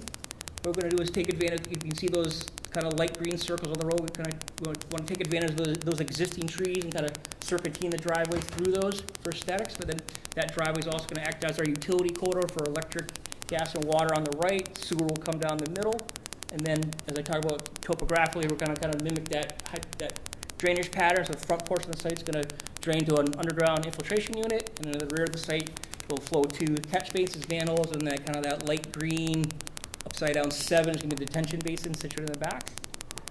Then in reference to the restaurant, I can talk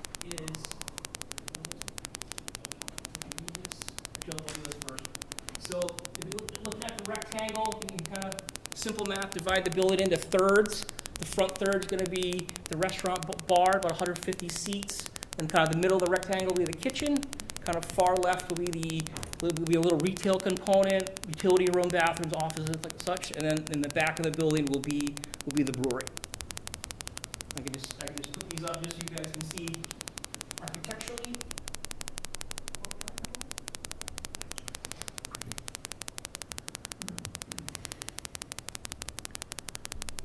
So you can see those.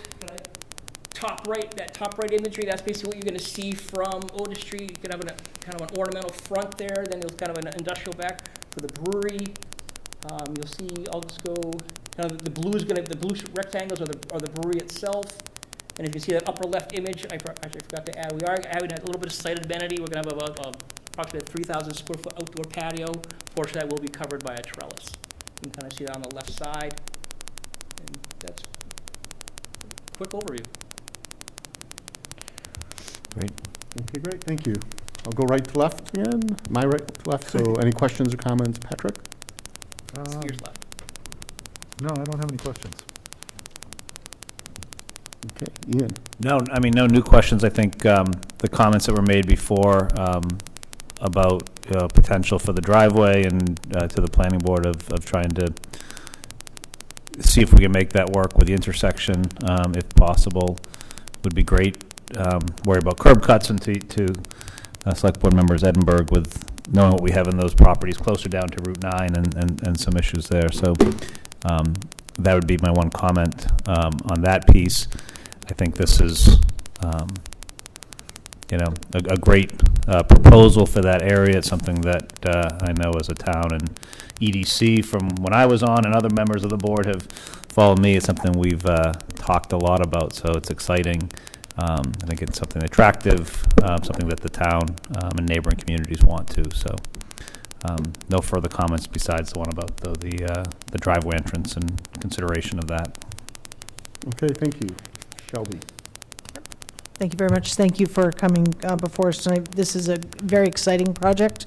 I think since it is in our packet, it's public knowledge that this would be Cold Harbor, so we should share that with the public so that folks are aware of that.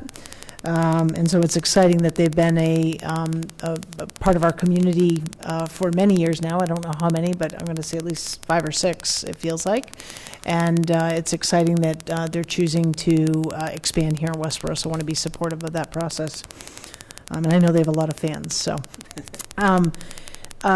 Couple thoughts for the planning board, and as the project is considered, I guess sort of aesthetically, I was a little disappointed to see the parking out front as opposed to the patio out front. Sort of as you're sort of driving by, you sort of see people sitting out there, and felt like that sort of aesthetically is a better draw than kind of off the side into the back. So I don't know if there's room there. I certainly understand you talked about utilities, and that's not my area of expertise, but I would like the board to consider aesthetically, how can we make that more inviting? Like, wow, I'm driving by and that looks like a really cool place to stop. So, Can I?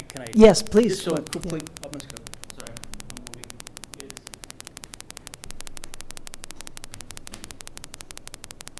So the reason we chose the patio, it's that gray, kind of gray rectangle on that location is because we wanted people to actually be able to be on the patio and actually look at some green, to actually look out and look at that green space. Okay. Instead of being right next to Right, the parking lot. yeah. So that was why our reasoning. Sure, okay.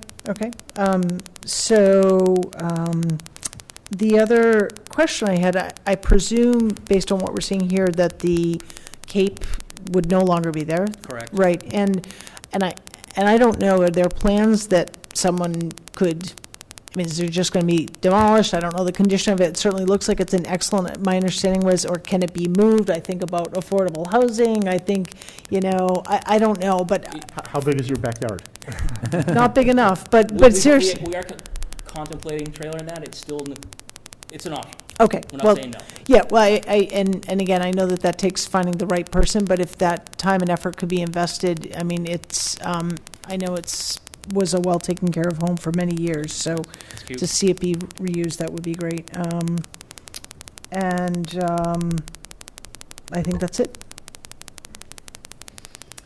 Yeah. Thank you. Sean. No, thank you very much. This is terrific. I think the one question then that everybody else has is, what's your timeline? Great question. I guess it's really, not to put the pressure back on the town, but it's really going to depend on how fluid the permitting process goes. If all goes well, we'll be late fall construction. If it gets too late in the season, then we might go into spring construction. So we're actually a design build firm, so we'll be actually doing all the site work, and then we'll be GC in the project. So the Bacardi company will be the sole source of this project. Best of luck. Definitely Thank you. exciting. Thank you. So, 2 quick comments. One, at the start, you mentioned the requirement is 38 parking spaces. I believe you said there were 25. It's 75? We're proposing 75. 75, right. Yep. Okay, I just want to clarify that in case. I might have mumbled, sorry. People weren't clear on that. So it's more in just knowing Cold Harbor and their following. Could use more. Their current parking lot gets full, so having the abundance of parking is a good thing.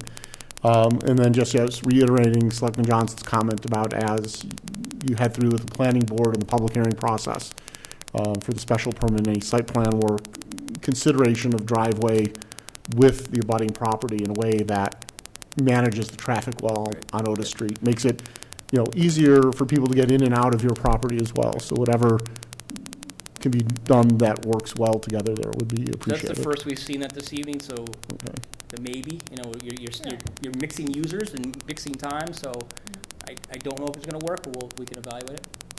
Okay, thank you.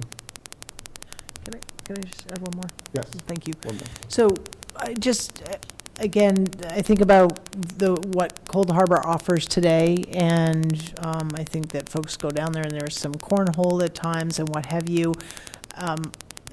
Hopefully this new site anticipates that use, and so that's kind of where I go back to the, kind of the ensuring that there's enough green space and flexibility for use of the property. This is the green space, and then I didn't show is we're actually gonna try to preserve that barn.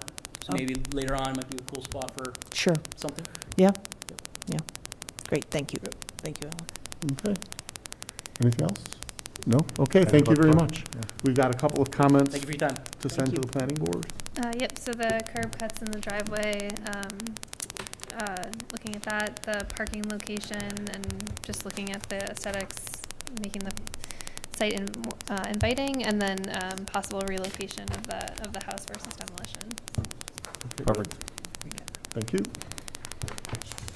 Okay, next on our agenda is discussion vote on the composition of the Economic Development Committee and request to appoint new members.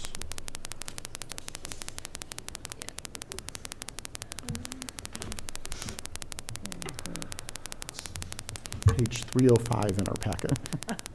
3005. Yeah. Thank God we have the, you can press on the, I know.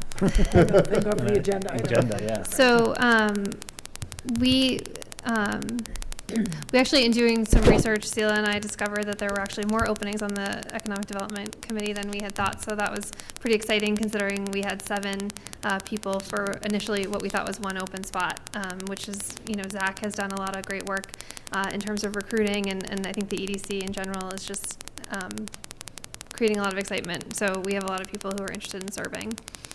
So we received the 7 candidates for the 2 open seats. But as one of the goals of the EDC was to look at the composition of the EDC and what might be more appropriate, specifically around the number of staff that sit on the EDC and whether or not there should be more folks from the business community. And so at our last meeting, the EDC voted to recommend that both the chief assessor and the DPW director be removed from that committee. And then replaced with members of the community. And so that created 4 open seats. So if the board were to vote to amend the composition as recommended, there would be the 4 open seats. And then the EDC also interviewed 6 of the 7 candidates that are listed here. And there were 4 that were recommended to the board for appointment. So Sean, as your representative to the EDC, I don't know if he wants to add anything. Sure. I'd be glad to add things. Thank you very much, Christy. So, yeah, it was an excellent meeting. I think I want to thank our town assessor. He recommended his own removal. But we know he will. He's free to be called upon whenever he can contribute, and has made that clear. I think we did have a lot of strong candidates. I think one individual didn't show up for the meeting, I don't know, so that sort of helped pare the process down a little bit. Karen Henderson, who's head of Westborough TV and was an excellent candidate, sort of, kind of in the meeting offered that she was going to be at these meetings regardless of whether or not she was included on the committee, and so sort of kind of offered her position to others on the committee who had come before the committee. And then finally, I think Justin Lumberg is also an excellent candidate for this committee. Happens to be also, I think he's the chairman of the zoning board and on the conservation commission, has been involved in the master plan. So I think the thought was, well, let's give some of these other folks an opportunity. I think was really what it came down to. And we have 4 strong candidates. We made sure that we got a couple who have small businesses in the center of town as we start to look at sort of revitalization of the downtown and changes we want to incorporate down there. We felt that was critical to have those individuals, and then a couple other folks who are involved with commercial and development to sort of round out the committee and broaden, the understanding and knowledge base of the committee. And so I think that's how we sort of came to the recommendations that we did for today. Okay, thank you. Any questions or comments from members of the board? Yeah, I just had one question, and Christy, I apologize if you already answered. I was fumbling getting to page 305. Are there any remaining representatives on this committee from your department?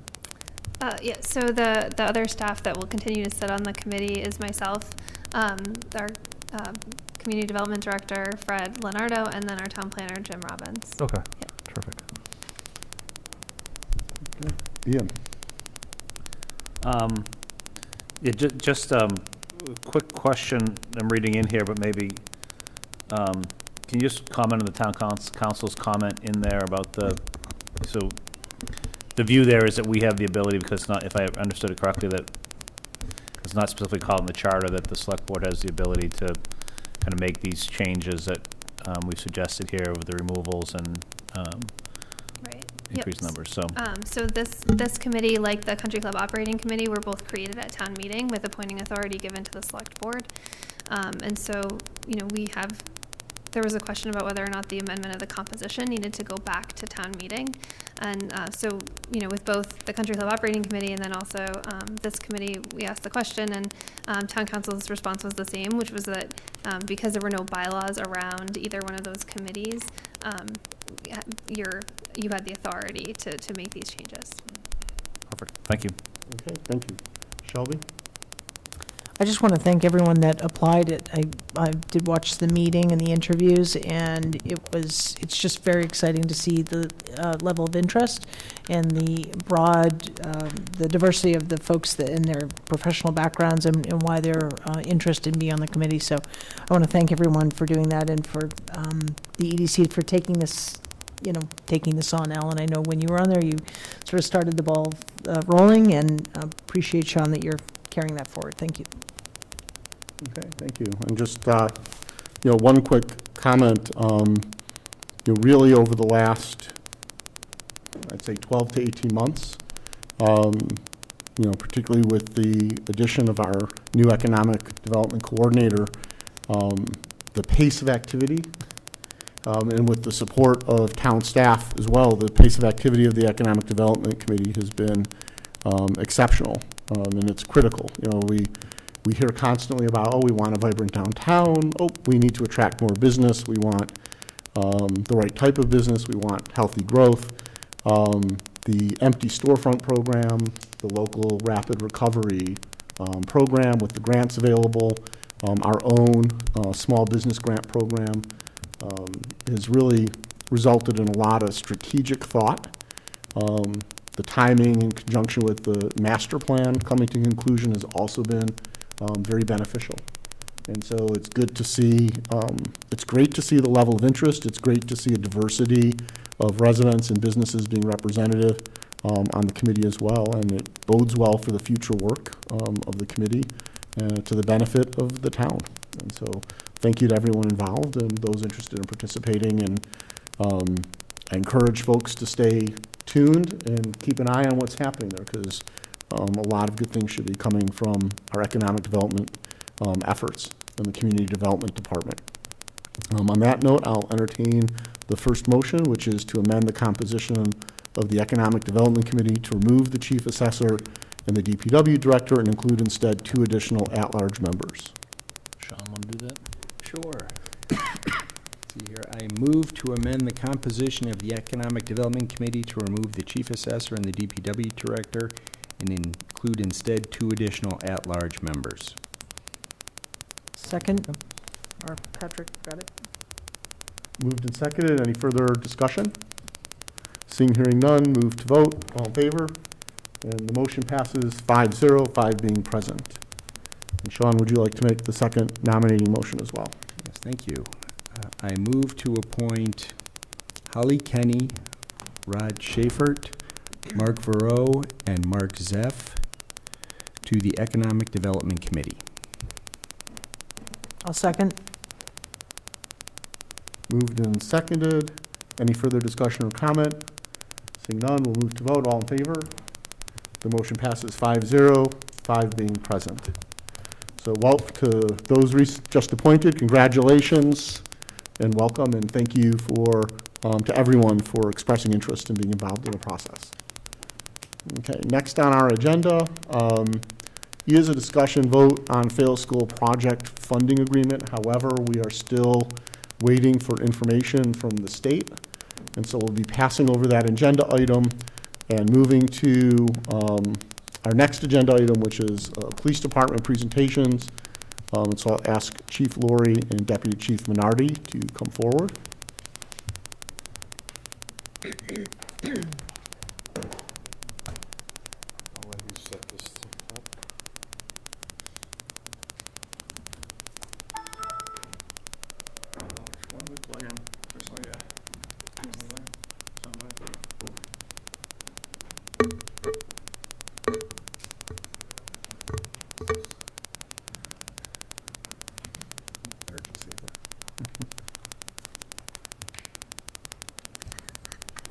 So just to start off quick, to show the need for, staffing, I don't know if you saw out front today at 3:15, we had an accident in front of the police station. A person was intoxicated. An arrest was made, and just since July 1st, we've had 326 hours of prisoner watch. We're at minimum staffing today, so that means we had to order someone from the day shift to stay over to watch the prisoner until they could be billed at 7. So what we're going to talk about today is all relative to the warrant articles, about staffing, post, which is directly related to the lieutenant's position, and we're going to get into really kind of what we've been trying to accomplish for the past almost 4 years. And I need to commend the deputy chief. He did some outstanding work on finding the data for this and putting this together. You're going to see a warrant article about an electric vehicle if the lieutenant's position is passed at town meeting. I'd like to thank Detective Josh Croft, one of our fleet managers, for doing a lot of work on that, and also Lieutenant Firefighter Patrick Cullen for providing a lot of the data. And as you can see, this is our mission statement. We strive to recruit and retain caring, compassionate, and competent police officers who are committed to serve, educate, and protect our community, to provide professional services and address specific needs, present educational programs to prevent and reduce crime, to ensure a safe environment for all, and guarantee everyone's treated with dignity and respect. We need to do more proactive police work, and we just can't do that with the staffing level that we have. And you see all these projects that are coming into town, you're building it, and they're continuing to come. We could easily have more traffic officers and everything else. And like I said, I'm going to turn the presentation over to the Deputy Chief, and I would ask that you refrain from asking questions until the end, and then jot them down and we can answer any questions you have. Good evening. Good evening. So, Todd Minardi, Deputy Police Chief in town. I felt it was important to have the mission statement up there, first off, because that really is our mission statement. It's what we've adopted, it's what we believe, it's what we strive to do. I don't know that a lot of people see it and understand it, but I think it's important. And I also felt it was important to start with this slide right here, because when we talk about staffing, this is kind of the matrix we have to go through, right? We're police, it's public safety, it's what we do. We also have to take into consideration officer safety. We have a responsibility to our officers that are on the street to make sure that we provide them with the staff and the support that they need. We have to take into consideration the level of service that we give to the public, right? Of course, that's what it's all about. We've talked for a couple of years now that we moved back into the Forbes about the staff and the fact that the station's uncovered for many hours during the night. And last but certainly not least, what's the impact on the homeowner, right? What's the taxes? We understand that we are one department in the town. There's a lot of other departments, there's a lot of other needs, and we really want everyone to understand that we do take that into consideration. So in looking at police staffing, what I wanted to do was, the town's actually done a lot of work over the last few years to look at a lot of different issues about what's going on in the town, and certainly staffing. There's been staffing studies done, and there's been other studies done. But the first thing I wanted to look at was the strategic plan report, right? It was done in 2018. A lot of you were involved with it, a lot of work. And what did it say? Really, one of the top priorities, implement recommendations of the public safety needs, right? What was the success factor? Proactive public safety, like the chief was just talking about, being proactive. You've heard us over the last few years talking about being reactive and proactive. Certainly a few years ago, we were very reactive. We've made some progress, but I think we have a long way to go. One of the other things I was looking at in putting this together was I started reading the master plan, the draft, 2001. As current as it can get, right? Action 4.4, implement the findings of the town's strategic plan and the staffing studies. We all know that the police department did a staffing study. Back in 2018, we hired MRI. They presented their results in January of 2019. And I think an important thing to focus on here is this is about uniformed patrol. Okay, we do understand that we've added the deputy chief's position. Thank you very much. We added the traffic's position, which is another proactive approach that we're trying to take.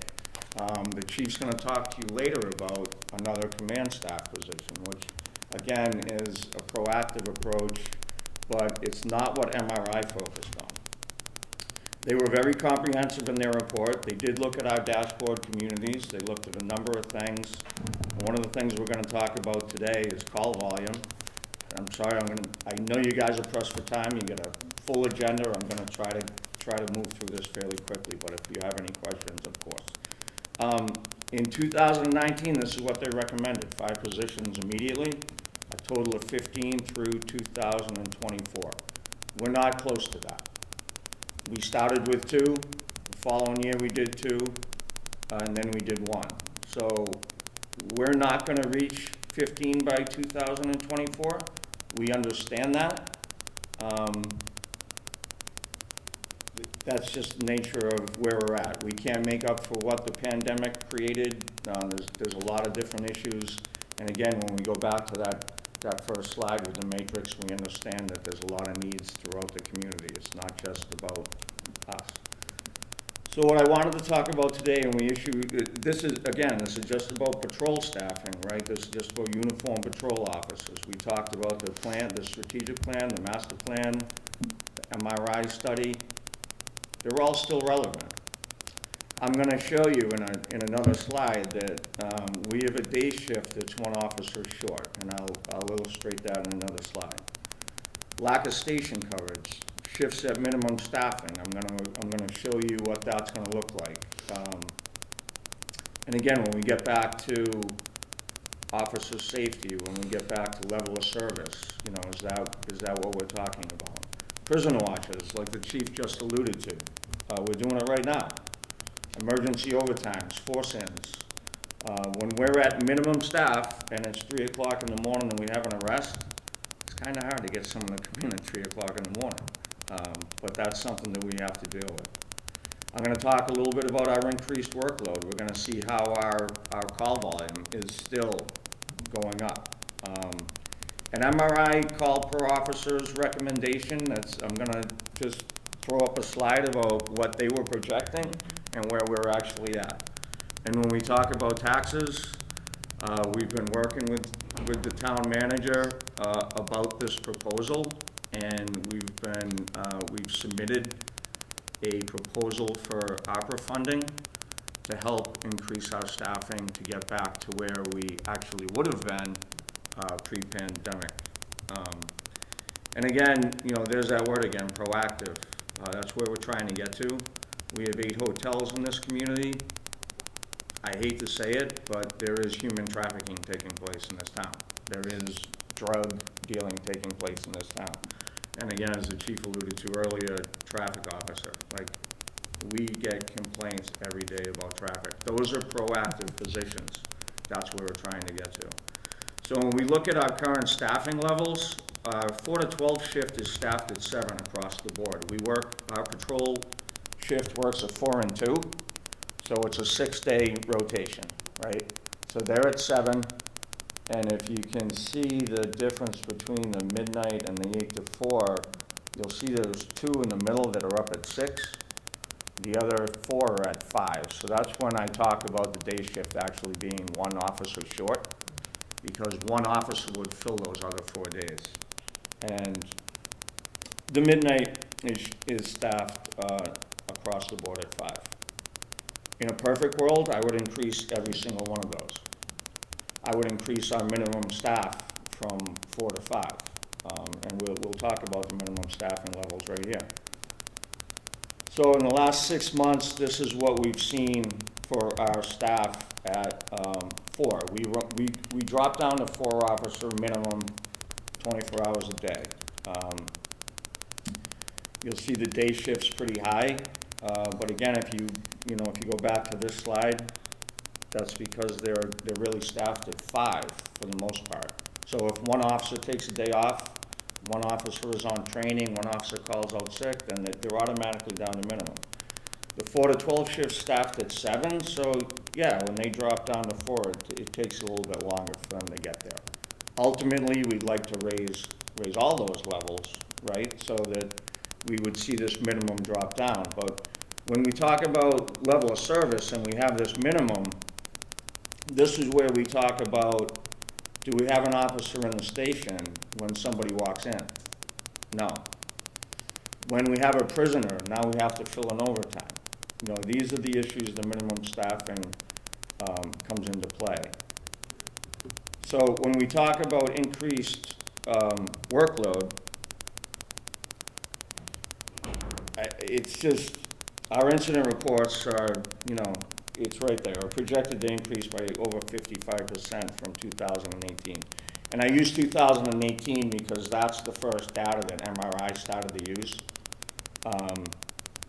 Arrests are, the data speaks for itself. I can't, 144% increase over the last couple of years.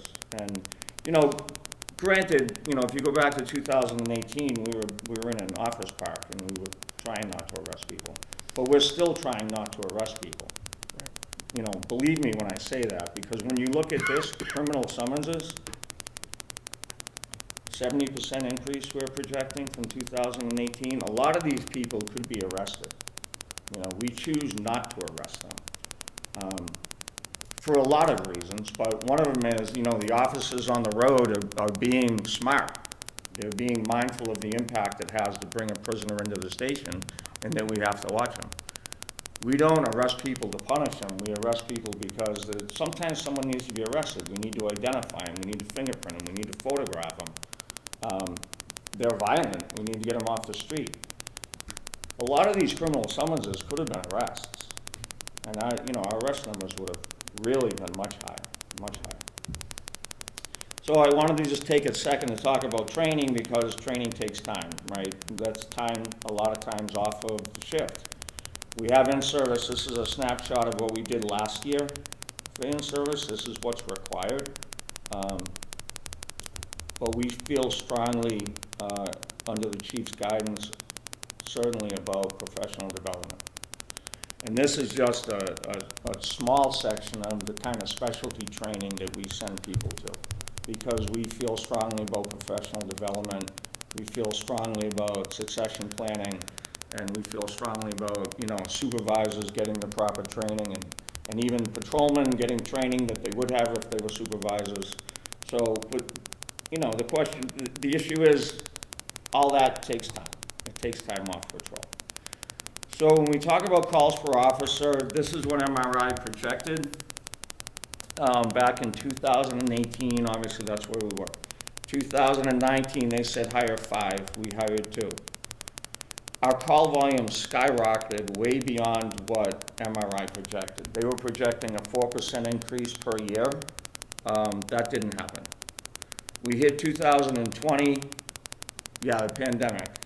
Things slowed down. We did add 2 positions. And again, I want to emphasize, we're talking about patrol positions. 2001, and this is calendar year data, okay? So we're projecting right now we're going to be around 24,000 calls. We're at 27.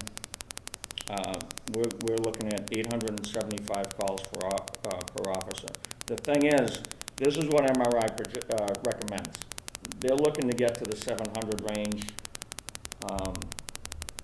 If you look at their projection through 2024, that's what basically they were trying to accomplish. What this proposal is about funding 3 positions that we initially had in FY '21 and '22 that were cut right off the bat in our first contract budget discussions with the finance team. So that would put us at 30. I'm willing to guess in 2022 we will at least be back to our call volume of 2019. And with a 4% increase, which MRI used, I just followed that theory, keeping with 30 officers, that's where we are, calls per officer. By 2024, we're up to 930. That's just the data, right? You know.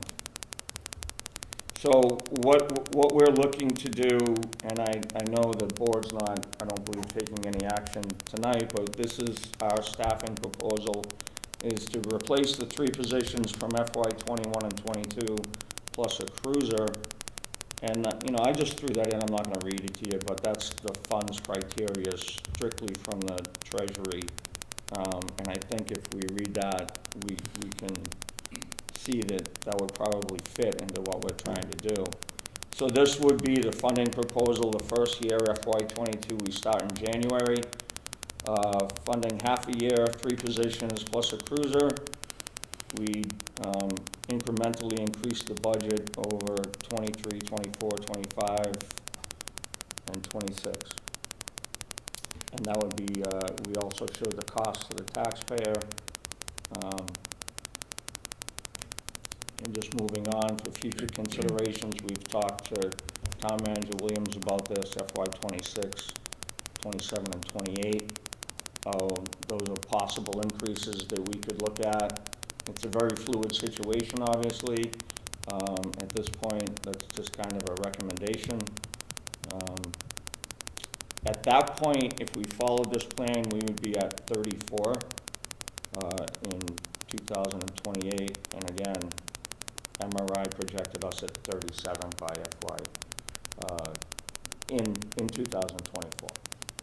So that's really what I have. I'm going to pass it off to the chief to talk about the rest of the agenda items. And thank you for your time. Jeff, do you mind if I just say one thing? Yes. Do you mind if I jump in? I just wanted to kind of go back to the deputy's presentation because some of you were on the board in 2019 when he mentioned was when MRI provided the recommendations, and so at that time we also brought you our implementation plan, and the implementation plan was to put these patrol officer positions in overtime, as the deputy described, and it didn't anticipate a pandemic.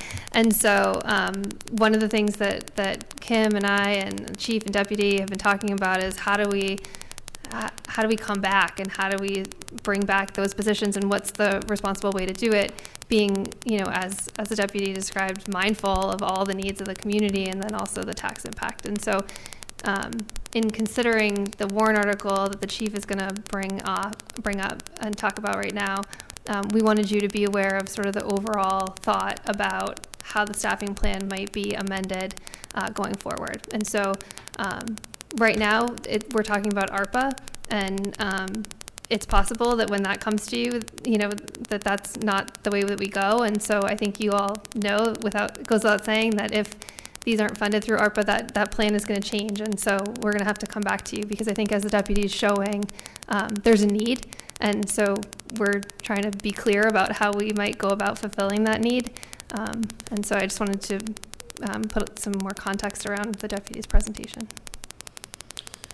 So I'm going to talk to you about the command staff position and post, which is directly related. You know, I think there's a misconception that this lieutenant's position is just about body cameras or different things. This is about all administrative responsibilities in the town, the police department, and we're going to get into a lot of that.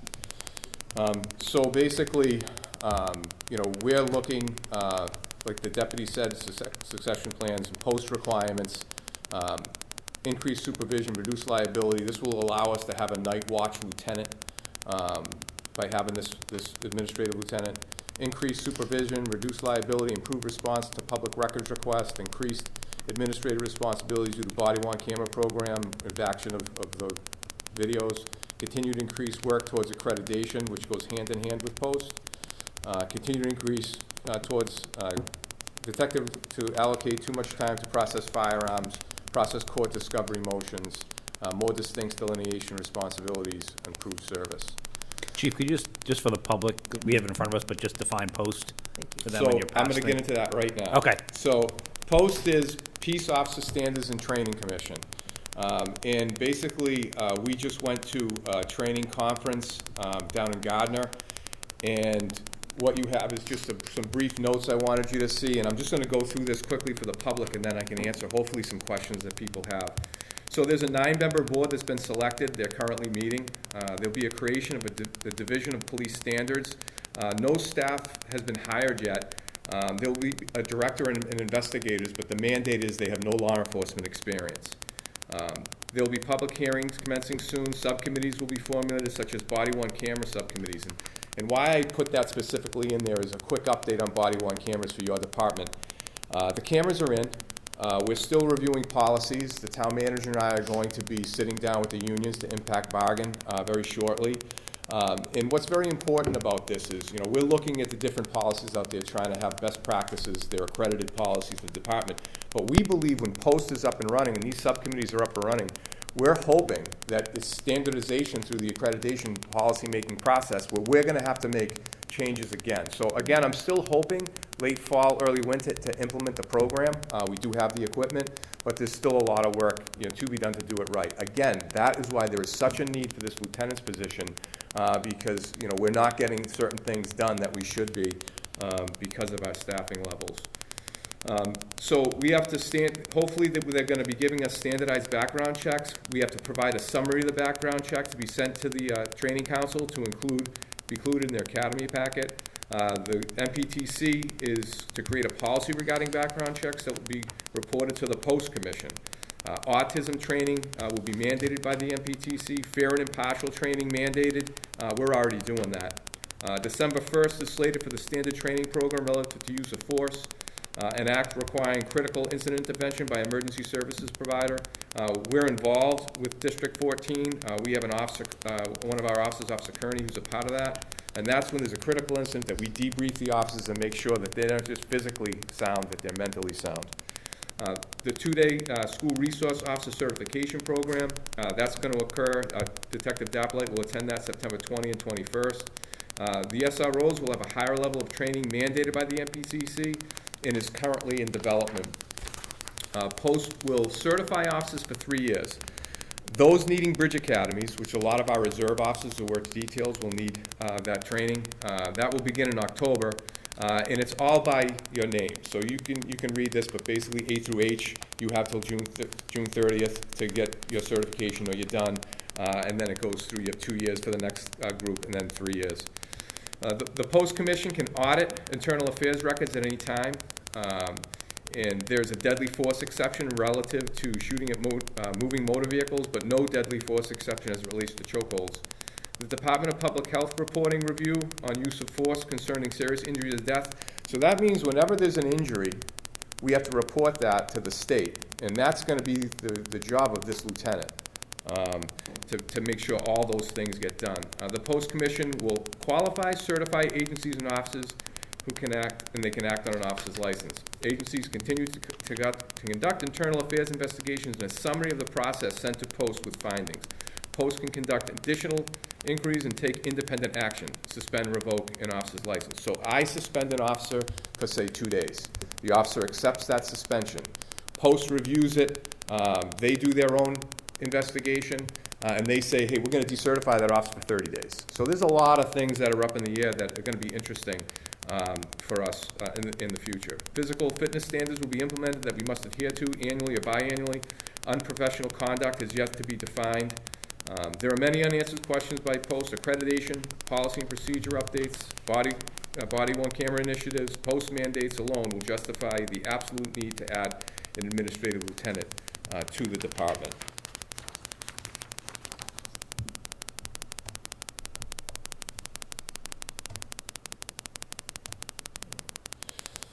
So this is the responsibilities, you know, post requirements. I mean, this is brand new and it's still a work in progress. The accreditation, you know, process, body-worn camera initiative. He's going to be a grant administrator, public records officer, firearms licensing, solicitor permits.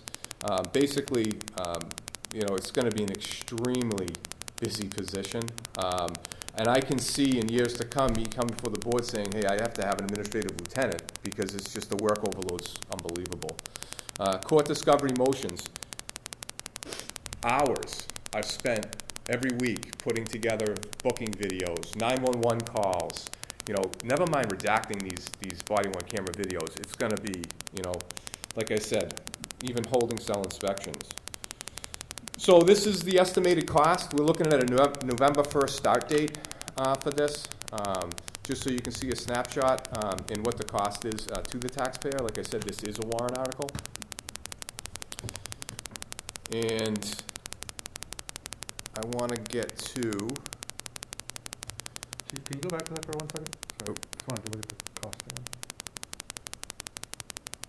A little too quick. Which slide? That last slide, I'm sorry. Just turning around to look at Other it. presentation?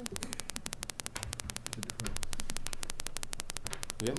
No, the other presentation. Oh, I'm sorry, you want the... Oh, I'm Just sorry. the cost of the Wrong one. lieutenant, yeah. Can't see it very well there, so.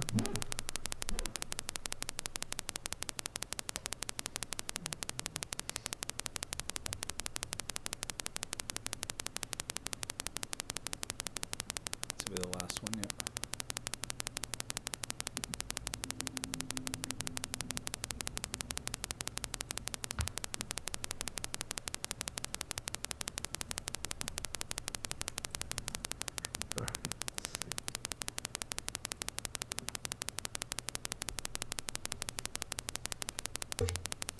Yeah, there we go.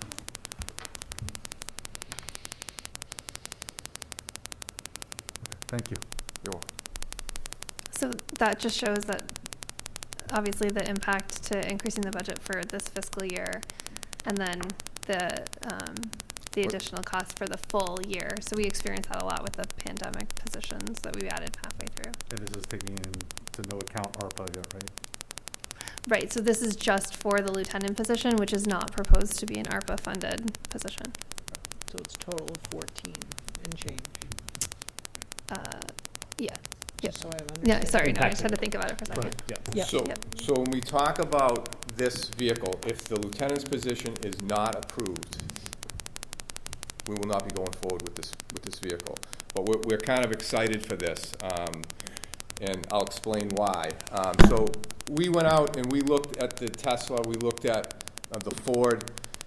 I like the Ford for a couple of reasons, and I confirmed this with our DPW director today, Chris Payan. If we purchase the Tesla, everything has to go through Tesla.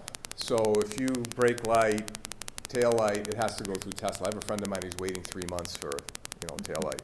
Where Ford will give us the part, and if DPW can do the repair, they will. So there will be a huge savings there. And also, most of our fleet is Ford, so we're staying with that same brand.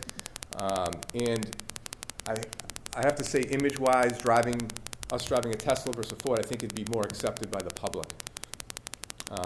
So for those reasons, and like I said, drove them both excellent vehicles. I recommend the Mustang Mach-E. And the differences are between the XLT that I drive now is basically, you know, this is new to the market, and it's obviously a direct competitor. And you know, the Explorer obviously is easy to upfit. You know, it's a work in progress right now. Topsfield PD just purchased one, so we're kind of waiting to see how they do things to figure out what we're going to do if this passes. The MSRP on this is a little over $60,000. There's some grants that go right to the dealership for $7,500 for a total cost of $52,729.20. If you look at the Ford, this is the Ford gas-operated Explorer. If you go to the hybrid, add $5,000 to that.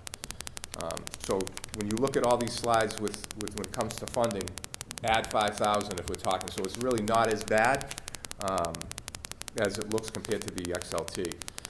So the uplift on this is $15,353. The reason for that is we're going to have probably less lighting in there, obviously, and it's totally outfitted with a total cost of $68,082.20. And again, if you went with the hybrid, you'd add $5,000, it would go to $61,000. So the Mustang Mach-E, what are the benefits? Cheaper, long-term costs. Explorer is cheaper upfront. Cost per miles is less. On the Mach-E, maintenance costs are much, much lower. No oil changes. There's no exhaust system. There's no transmission. You know, basically, it's going to be a lot less to operate. And again, no emissions from the vehicle. Obviously, the Explorer familiarity, and there's no range anxiety. You know, there's going to be some nervousness with this, especially in the winter, not knowing, you know, what's that battery charge going to be. They're saying 270 for the Mustang Mach-E. They're testing out, I believe, at 304 right now, 304 miles. So, you know, hopefully it'll be fine. And I'll talk about the charging at the station as well. Just wanted to give you an overview after 5 years.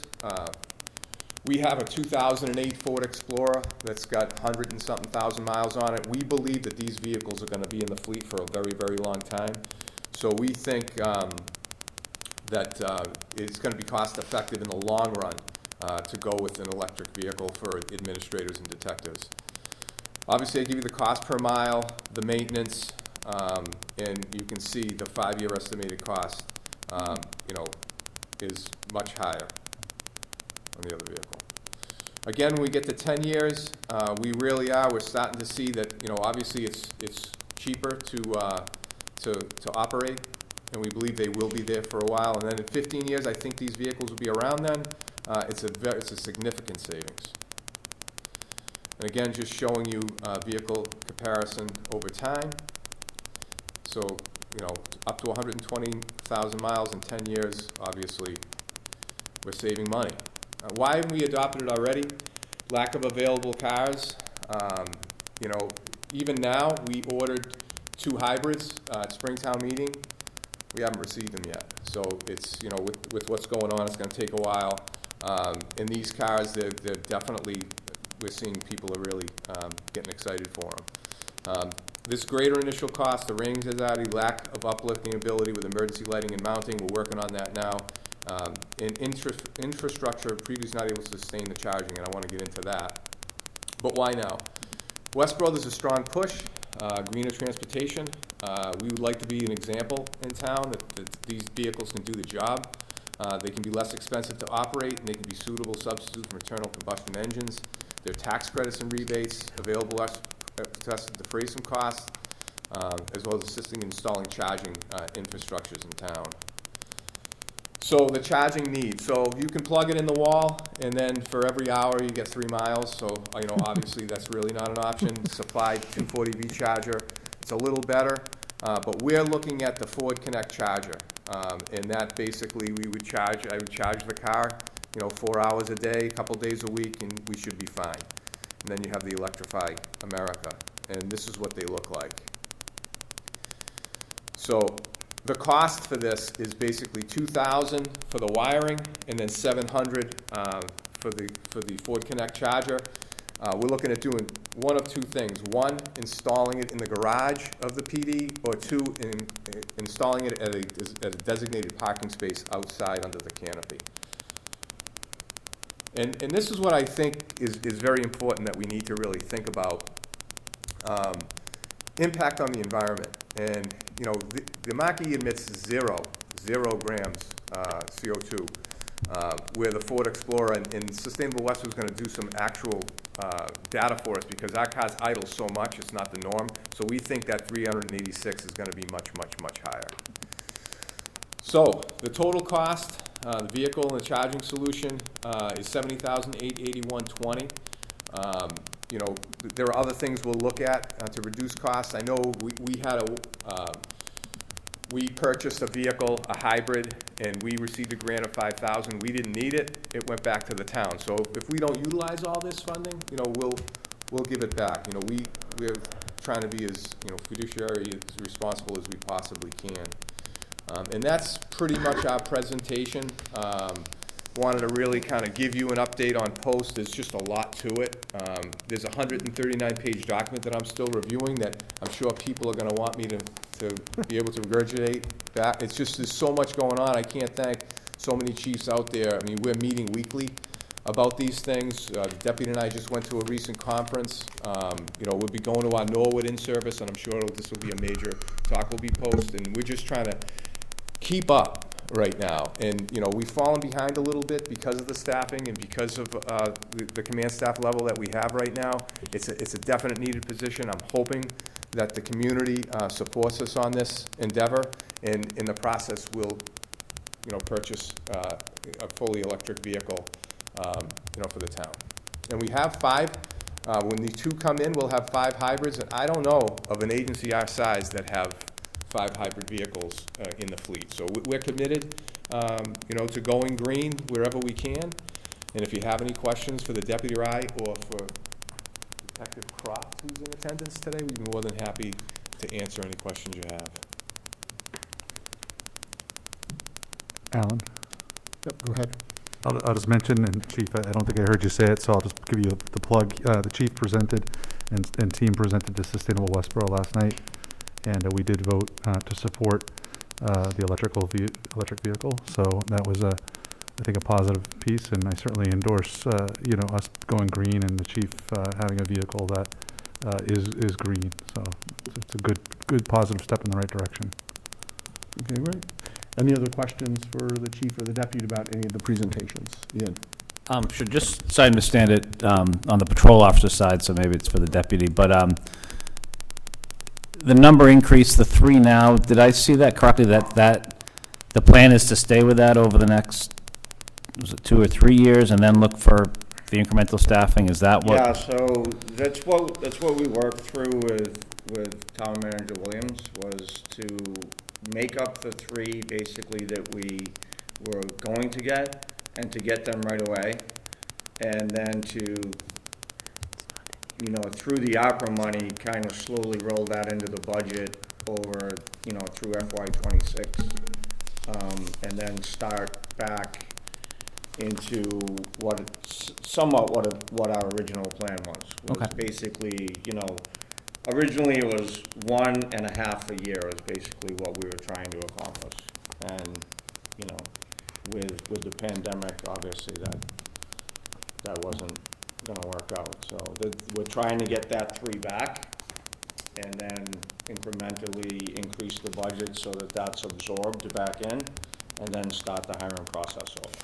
It definitely hurts to go 3 years. I'll let the chief speak further. I can't promise you that I won't come before you and say, I need help. And I'd be remiss if I didn't acknowledge the staff that's across the street. I mean, they're doing an unbelievable job, and it's been very difficult. And, you know, when we talk about not arresting people, we have a jail diversion program. We have a clinician in the cruiser that's a grant-funded position. We're doing everything we can, thinking outside the box, to provide a level of service that's second to none. But you need tires that meet the road, and it's all too often that we're running just too short, and that's the problem. And it really bothers me, as your chief, Westborough, that the building's dark. You know, I came in the other morning, Saturday, came in super early to prepare for the 9/11 ceremony, and I'm walking in, and there's no one there. It's me, you know, and I don't like that. If you're a citizen and you need help, and you need someone in that police station to help you, there's no one there, you know, after the day shift, and that's just wrong. And first and foremost, I have to have the officers on the road to respond to the calls. So I can't promise you that I won't come before you in FY23, 24, 25 and say, I need some help. I mean, people can just say no, just like they can say no to this lieutenant's position, and we're gonna do the best we can. I've said this 1,000 times with what we have. You know, you have a professional agency that's committed to providing a very high level of service, and we're going to be as transparent, you know, as we can. I'll answer anyone's questions. You know, obviously, I always am open to suggestion, but we're doing our best, you know, through the command staff, the deputy and I, to ensure a public safety service that is exceptional. But we're very, very reactive, and I'm not happy with that. I'm not comfortable with that as a chief. I know the deputy's not either. And I know the staff wants to do a lot more proactive investigations. I mean, some of the things I've seen, and I don't want to scare people, some of the reports that I read in Westborough, it's crazy. It's really is. So, but I'll just leave it at that. And but that's the reality. I just want to speak to that. So the implementation plan that was brought to you in January 2019 was strictly patrol, and I think they've been really clear about that. At the time, we didn't talk. I mean, I think it was within the study, but we didn't talk about the implementation of the lieutenant or when that would come. I think the chief has made it pretty clear that that time is now and it's needed. And so the implementation plan is just that. It's a plan. Being mindful of how 3 officers immediately would impact the budget. I think the discussion that we have had is that it's an incremental increase. It's similar to how the SAFER grant worked in the fire department. There was an incremental increase over time.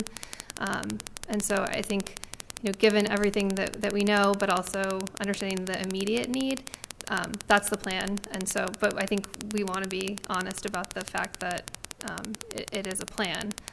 However, I think it's a good plan at this point. And obviously, like we said, if the ARPA proposal doesn't get approved, then we need a new plan. And so you'll see that shift considerably. I mean, no one could have imagined a pandemic, never mind the social reform that we're dealing with right now as a police department. And, we're embracing all this. We have to. And, we just need tires to get the job done. Thank you. Patrick? Did you have one? Yep, I'm good. Okay. So on the staffing piece of it, first of all, I'd like to thank you and Deputy Chief for doing the work you've done on that. I'm glad to see that the lieutenant position is really focused towards proactive activity. That's really important to me, especially as we look at the situation we are with COVID and the people of the town. So I'm thrilled to see that piece, and it's a real positive step forward for me in the police department. So great work, and I look forward to seeing the benefits of it. Thank you. Shelby? Yeah, so thank you again, echoing the thanks for the presentation. Certainly would love a copy. I'm sure we'll get all of those since we don't have them in our packet. Christy, I don't see, unless I'm missing it, the request for the 3 officers as an article. What am I missing? It's not an article. It's an ARPA proposal, so it's not an approval by town meeting. Okay, so it would stand alone and it would come before us for funding in whatever year 3? No, so it's year 2. No, so the ARPA proposals will come to you off cycle of town meeting. Okay.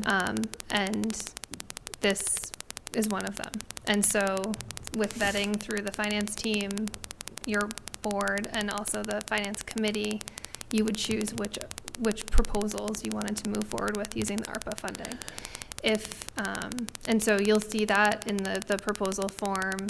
The deputy has included that the full amount of that incremental cost over the. Yeah, I just need to see those. Yep. Okay. So that request isn't before you tonight.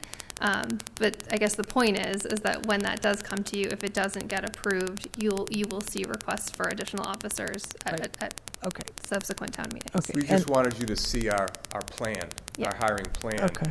If it's not approved, we'll come back with another plan. Yep, right. Understand. Oh, good, sorry. No, I was just going to say, what we wanted was, because the plan had to shift so much because of the pandemic, the original plan for the addition of officers, we wanted you to see the full picture in the context of this article, the lieutenant article.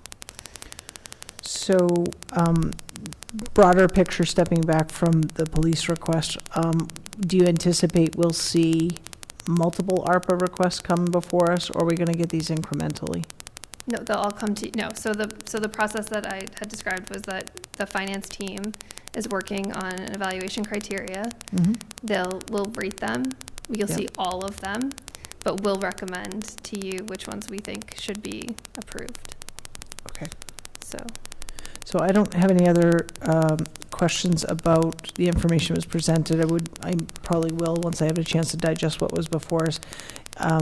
Regarding the electric vehicle, did you factor in, I mean, I would imagine you'd need a charging station at your residence too? No. No? So we've talked about that. I mean, if I had to plug it in at home, I would. You know, I'm not going to send a bill to the town. Big orange extension cord. But I think with the driving that I do, because I'm going to test this vehicle, I think that I'll be able to charge it at the station. And if I have to go somewhere to charge it, I'll do that.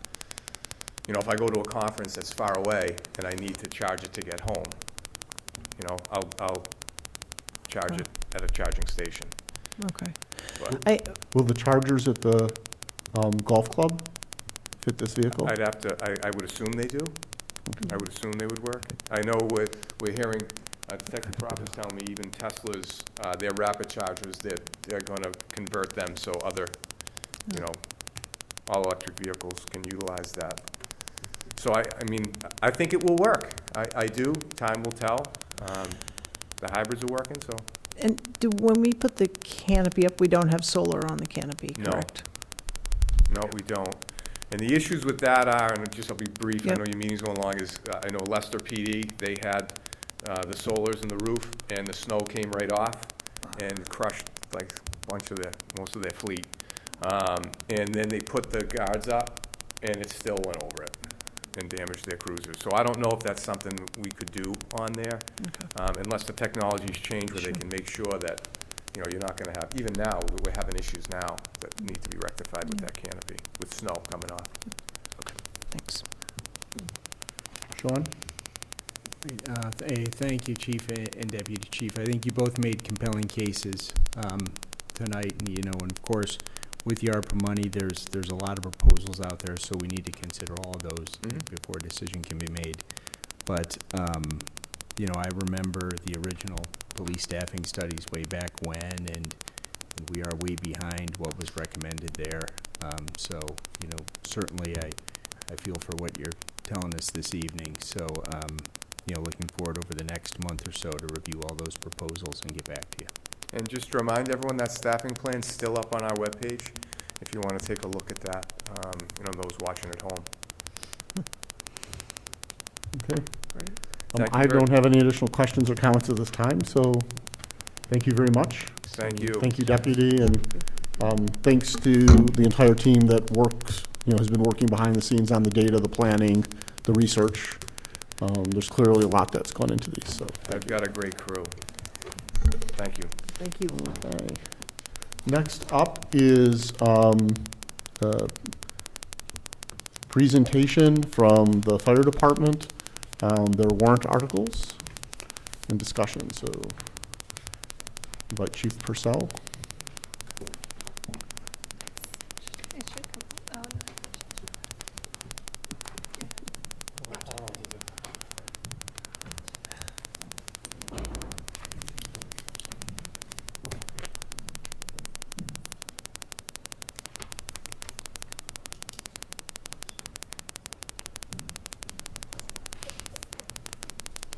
Good evening, and thanks for having us. I'm Patrick Purcell, serving as your fire chief here in the town of Westborough. Along with me is Deputy Fire Chief Jason Persky. I'm going to present Article 12, and he's going to present Article 13 tonight. And the reason I started with this slide at the beginning, this is the original fire station where our parking lot and 9/11 Memorial is. That was constructed in 1888. And part of this article, the purpose of this article involves fire alarm infrastructure. Within the confines of this building, there was a fire alarm room, and between the construction date of this building in 1888 and 1900, they actually had already began stretching some of the wire and the infrastructure that is around town today. I'm not 100% sure, but there, if you look closely by the tower there, you can actually see some wire stretching away from the building. Next slide. So within the town, the wire itself is a dirty copper. It's not the profitable scrap type copper that is stretched on a lot of our roadways. And what that wire did was, when we had occupancies in town, that wanted to tie into the municipal fire alarm system, and I'm not 100% sure because none of us were around when they started this program. I don't know if it was optional or mandatory. They would wire the red pole boxes that you see to a lot of buildings, and at one time I believe we had over 200 of them. And I'll get to what we've been doing since I became your chief in a minute. So when somebody pulled a box or a fire alarm went off, it would trip that box in a building, and it would run through that dirty copper wire, through town, into the fire station, and it would tap out bells. And it would do like 2 bells, then a pause, then 4 bells, and we used to know box 2411 will ring in, and we know that was the Mill Pond School. So and it would tap out on paper, and the firefighters back then would come down and look at how many so that's how they receive fire alarms. And believe it or not, at some point they got a decoder, but we used that system, faithfully, and it worked well up until about 2006. 2006, we upgraded to what we call radio boxes, and those same signals no longer went through the dirty copper line. They would transmit it through radio waves, and we have a receiver for that at the fire station that would decode all the information, still tap out the same box numbers, and we would know. The reason for this slide is, and I'll draw some attention to the middle of that pole, and I'm sorry, I looked better on my computer screen, right? Up a little, right there, down there. So see how that has a wire wrapped around, and it shoots out and then it's cut to your left? Yeah. So that's part of our infrastructure. That means some of that wire is already missing. I want to stay on this slide for 1 second. The reason why I'm coming to you today to ask for the funding at town meeting to remove all of the wire in town is we have been piecemealing this since I've become the chief, because as you see, we have double poles in town. We have some where they've cut the pole up high and left it. That's pretty much our fault. There is a hierarchy of wiring on poles, and to start at the bottom, you'll see fiber optics. Some of it we own and we have labeled.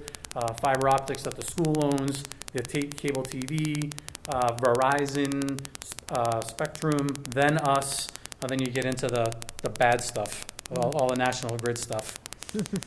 At one point, we started working on taking the wire down ourselves, and we purchased a bucket truck. And if you look at that pole right there, or you want to go to the next slide. Okay, there's another good example on my right. Oh, yeah. We have no business in that space. Okay, without we're asking for a problem, nor are we certified through OSHA to be working in a bucket truck, and that's just not something we should be doing. We are not even 100% sure. Every time I turn around, I find more wire. So when DOT does Route 9, they find some that cross Route 9. So we're trying to pace out when no traffic's coming, cut a wire and drag it across the highway. It can't happen. So we're estimating that we have about 94,000 feet of cable left out there. We had taken down, we think, about 10 to 15%. We got one flat rate. I wasn't willing to do an hourly system for a company to take it down. I mean, if I were in that company, I'd be here for like 5 years, and it would cost you a lot. So the one company that we found that could take it down, can we go to the next slide, is FiberTech and Safety. Now, obviously, I have to get 2 more quotes because this is between the 10 and 50,000. I will try my best to get I will have to get 2 more, at least solicit 2 more quotes. It should not be more than that. I mean, that's probably the bare minimum we're going to need right there for just this project. What they have agreed to do is take all of our wire, and also the boxes that you saw are up there, those also have to come down also. And until all of our stuff is out of the way, nobody else will take wire above us. So whenever there's road work, rewiring done, a pole moved, a pole hit in a car accident, they just cut it and leave it unless our stuff is out of the way. So the quote we goes for $19,000 to remove all of our wire. And the reason we are asking for $30,000 is we're required to provide a dumpster and disposal, and also police details. I'm being completely honest with you. I am roughing the amount of money on police details, and I know about how fast they work. I don't think we need a police detail on some of these, like the road into 57 Brigham Street. There's no traffic there, but on Route 9, they certainly need the services of the police department to protect them. Do I have another slide? That's it. Nope. That's really the meat and potatoes of that whole project is National Grid emails Christie and I all the time telling us our wire's in the way. And we do our best when Fiber Tech's doing some work in town to get it down 1,000 here, 1,000 there, to get some stuff down. But at the end of the day, I would just like your support to get it done and gone and over with. We don't use it anymore. Okay, thank you. Any questions from the board? Sure. Patrick? Chief, thank you for bringing this attention. I had no idea that this was out there, so this is great to hear, and I certainly support cleaning up the poles and beautifying the community with it as well. I'm just wondering timing-wise, this might be a question better for you, Christy. Timing-wise for the warrant, you've gotten one quote. Do we need those second and third quotes in order to get the more, I'll say, exact number for a warrant article? How does that timing work for you all? Well, assuming that the chief gets 2 more quotes, he would go with his lowest quote. So having the one, if it's and he's basing his article on the one, it would only go down. Though he did mention that he's estimating the police detail because we're just not sure. Sure. Yeah. Okay. I'm in my experiences, we're not going to get a cheaper price than that, but I'm certainly going to try. Okay. That's to take down 94,000 feet of wire, working in those messes. Yeah. That's not. It's dangerous work, so I totally get what you're saying. Yeah. Okay, Ian? Just a quick question. You call it dirty copper wire, not the stuff that people steal.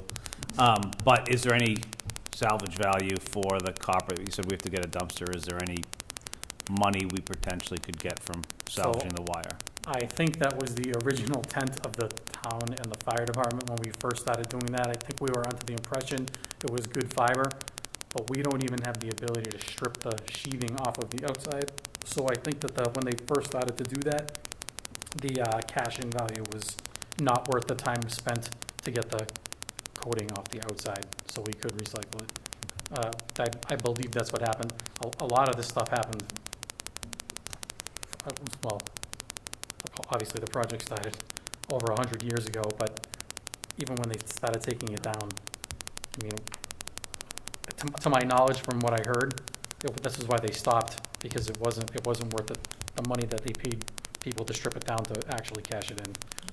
I believe it was still a loss. I believe that's what I was told. Thank you. Shelby? Thank you very much, Chief. So just to be clear, this is not just a matter of aesthetics. We've actually been asked by National Grid, and what we're seeing in the warrant article is that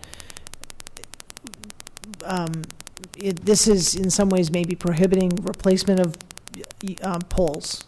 Yes, 100%. That is exactly what's going on. Okay. That's what started the whole conversation. The opportunity to kind of upgrade, not at our expense, right? Because that's an expense that National Grid takes on, right? To upgrade infrastructure. Poles, yes. Right. Okay. Thank Sure. you.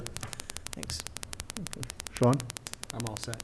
Thank you. Thank you, Chief. As am I. Thank you very much. Okay, thanks. Necessary.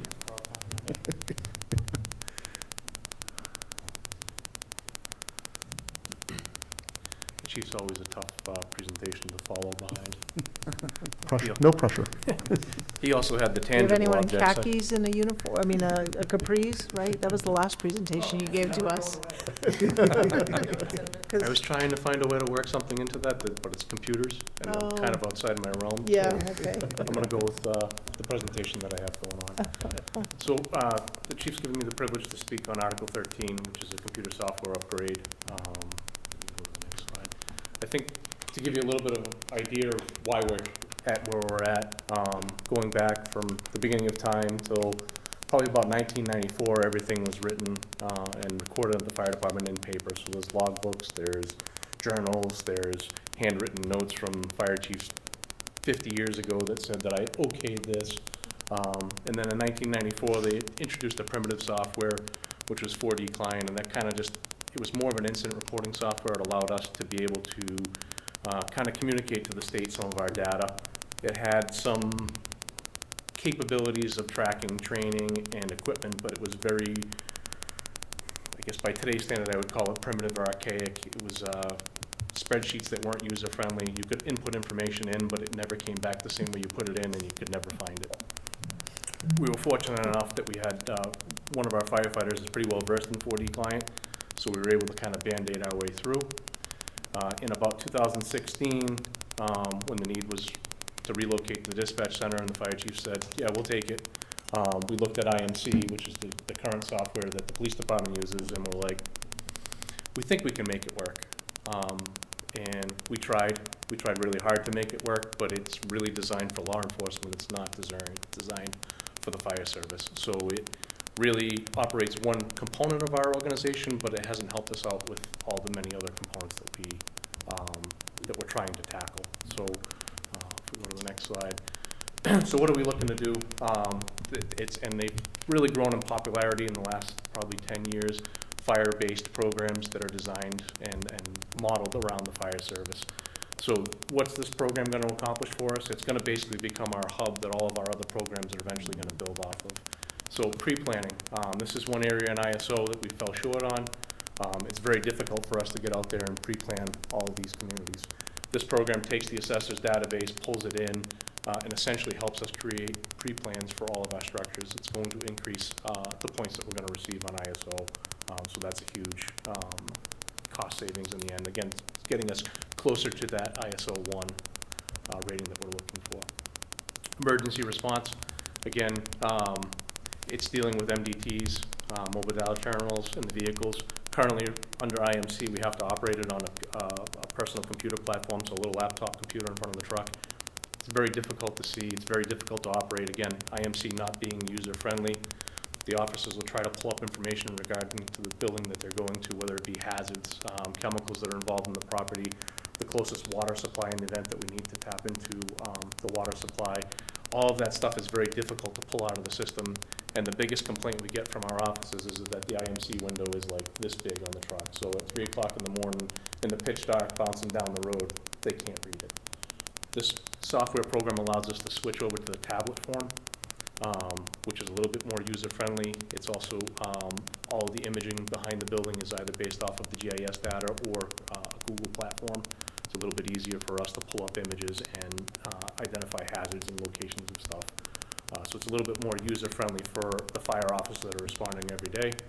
Fire prevention, it links in everything else that we're doing, so it is, it's based on Patriot Properties, which is the assessors database, which is also Permit Pro, which is the permitting software that we use jointly with the building department and all the other inspection services in town.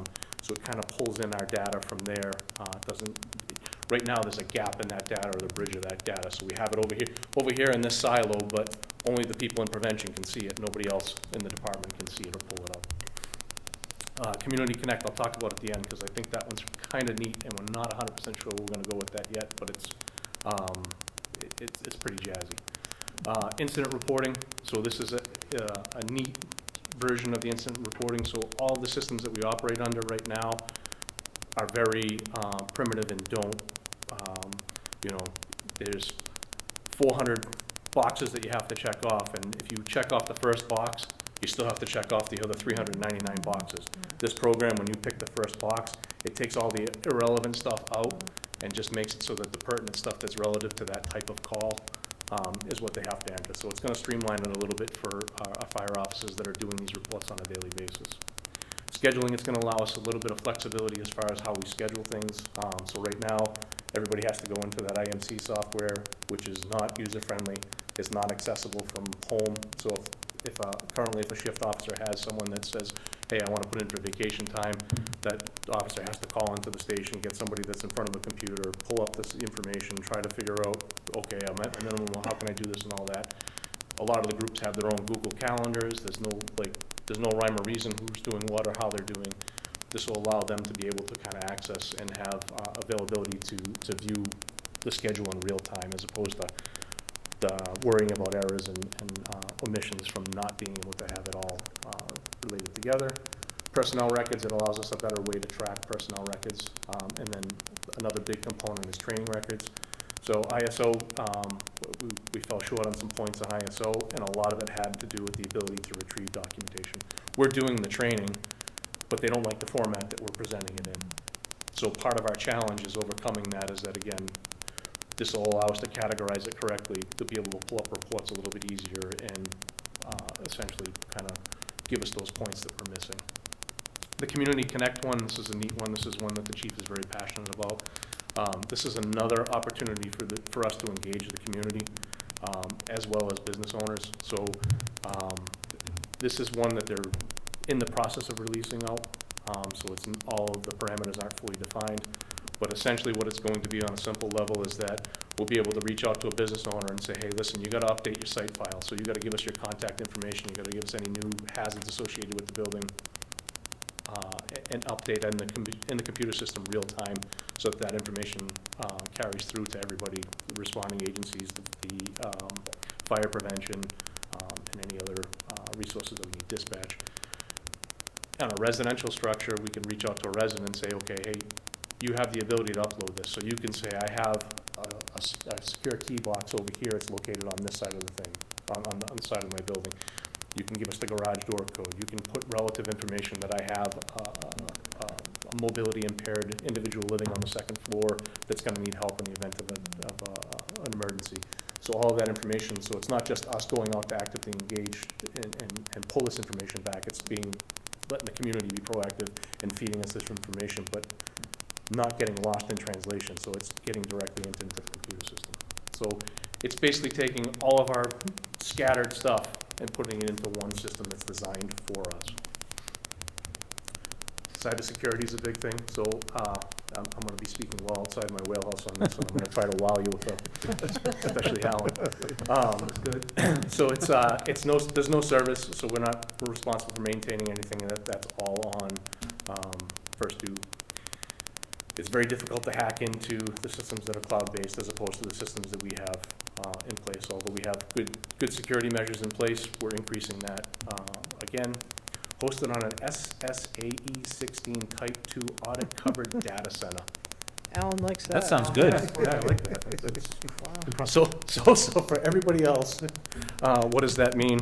It means Systems and Organization Controls Report. The AICP developed an auditing, reporting, assessing how well organizations handle data security, system privacy, data confidentiality, and data processing. You get that right? So basically, it's how they're hardening their facility. And then the other big advantage we have with going to the cloud is that we have very little downtime, and usually our downtime would be scheduled through the system administrators. So all benefits that are hardening and securing our data better. So what's our expected outcomes and goals? We're looking to enhance safety for our frontline personnel that are responding. It's giving them the data in real time. A big goal, and it's been a mission of the fire chief. Well, we've gone from a 4 to a 2, which is a huge, in the words of ISO, that's usually unheard of. We think that we're very close to being able to reach that ISO 1 rating. It's improved efficiency and operations of the department across all levels. It's coordinating everything into one bucket. Again, we're improving the quality of our technology. We have a tendency of holding on to stuff that's antiquated probably by 15, 20 years. This gets us onto the cutting edge. One other component that I failed to mention is that we're looking at using this program also potentially down the road for our ambulance reporting. So right now we have another third-party vendor that's used for ambulance software. They're in the process of releasing the first versions of their ambulance reporting software. So hopefully the hopes is that we can get it all again into one bucket, one program. And then again, we're enhancing our redundancy, resiliency, and security of all of our data. I think that was the end. Okay, great. Any questions, Sean? Thank you very much. That looked great. Recently, we had a presentation, folks from the state came in talking about regional dispatch and the potential for that, and that sounded also very exciting. If that comes to fruition, sort of, what does that mean for this dispatch system? Would it be used with that, or? So I think that in the end, as that forms, depending on which direction, as that starts to take shape and takes life, the parties that come to the table will have to come to an agreement as far as what software they're going to use. The good news is that this is pretty much considered the gold standard. This is a comprehensive program, and it's one that's appealing and would most likely, the majority of our partners are probably going to want to transition to this. There is a slim chance that they, out of the blue, they may go left, and we're trying to go right, but we'd be able to mold. Either way, our system would be able to be transitioned over to that, whichever direction the regional clinic goes. Yeah, just one more thing. So when the consortium of communities that engage in the regional dispatch, if that even happens, decide on something else, we don't pay for the something else. So if they decide to throw this out the window, the state pays for the upgrade of everything again. We think this is the gold standard. I had a conversation with them today. There's already several communities around us that are transitioning over to a Worcester, Shrewsbury, and then some farther away, Weymouth. Yeah, they gave me like 8 of them. I can't remember. To this This product is as well. becoming the gold standard. The Foxborough Center that we looked at, this is becoming like the gold standard because of its resilience. And it's really allowing people to do away with a lot. We have so many different platforms that we run off of the different things. One thing that we forgot to present, and it's my fault, they're developing ambulance software also. We have AmbuPro. We're looking to bring that into this also. And trying to get rid of everything else in that one. That's really our goal. Gotcha, because I think one of the big conversations around the regional dispatch was I think one of the North Shore, maybe they talked about the issues they'd had sort of trying to come together, and a lot of it was software related, so potentially this could help that process? Sure. And one of the communities in this already is using this. So I really believe it's going to be the standard. And if by some chance it's not, if they want to go a different direction and we get outvoted, we're not paying for the changeover. Thank you. Thank you. Great presentation, although it was missing Capri's, so -1 point for that. What is the name of the software system? I missed that. First Do. What? First Do. Oh, First Do? First is in first, number 1, and Do is like on arrival, DUE. Oh, I got it. Okay. Sorry. It's okay. Got a strong Didn't accent. do hairdo or something. Maybe it's just getting late.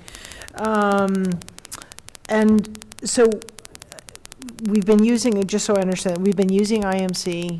It's not working for us, but it's really effective for the police side. So I'm missing the bridge of, we integrate this, what happens to IMC as it relates to police and dispatch? And So it won't have any safety? effect on the police. Okay. We're still, as part of the cost savings that we're implementing, is that this, the First Do will still use the CAD system from IMC. So there's a huge cost savings there. So the police side will be completely unaffected. Okay. I don't want to speak to whether or not IMC is effective for them or not. Yeah. For their operations, IMC will be untouched. They won't notice any difference. Okay. And then for us, we'll be pulling the computer-aided dispatch information. So like some of the mapping stuff, call time stuff. There'll be a bridge behind the scenes we won't see that'll take that data and put it over into First Do for us.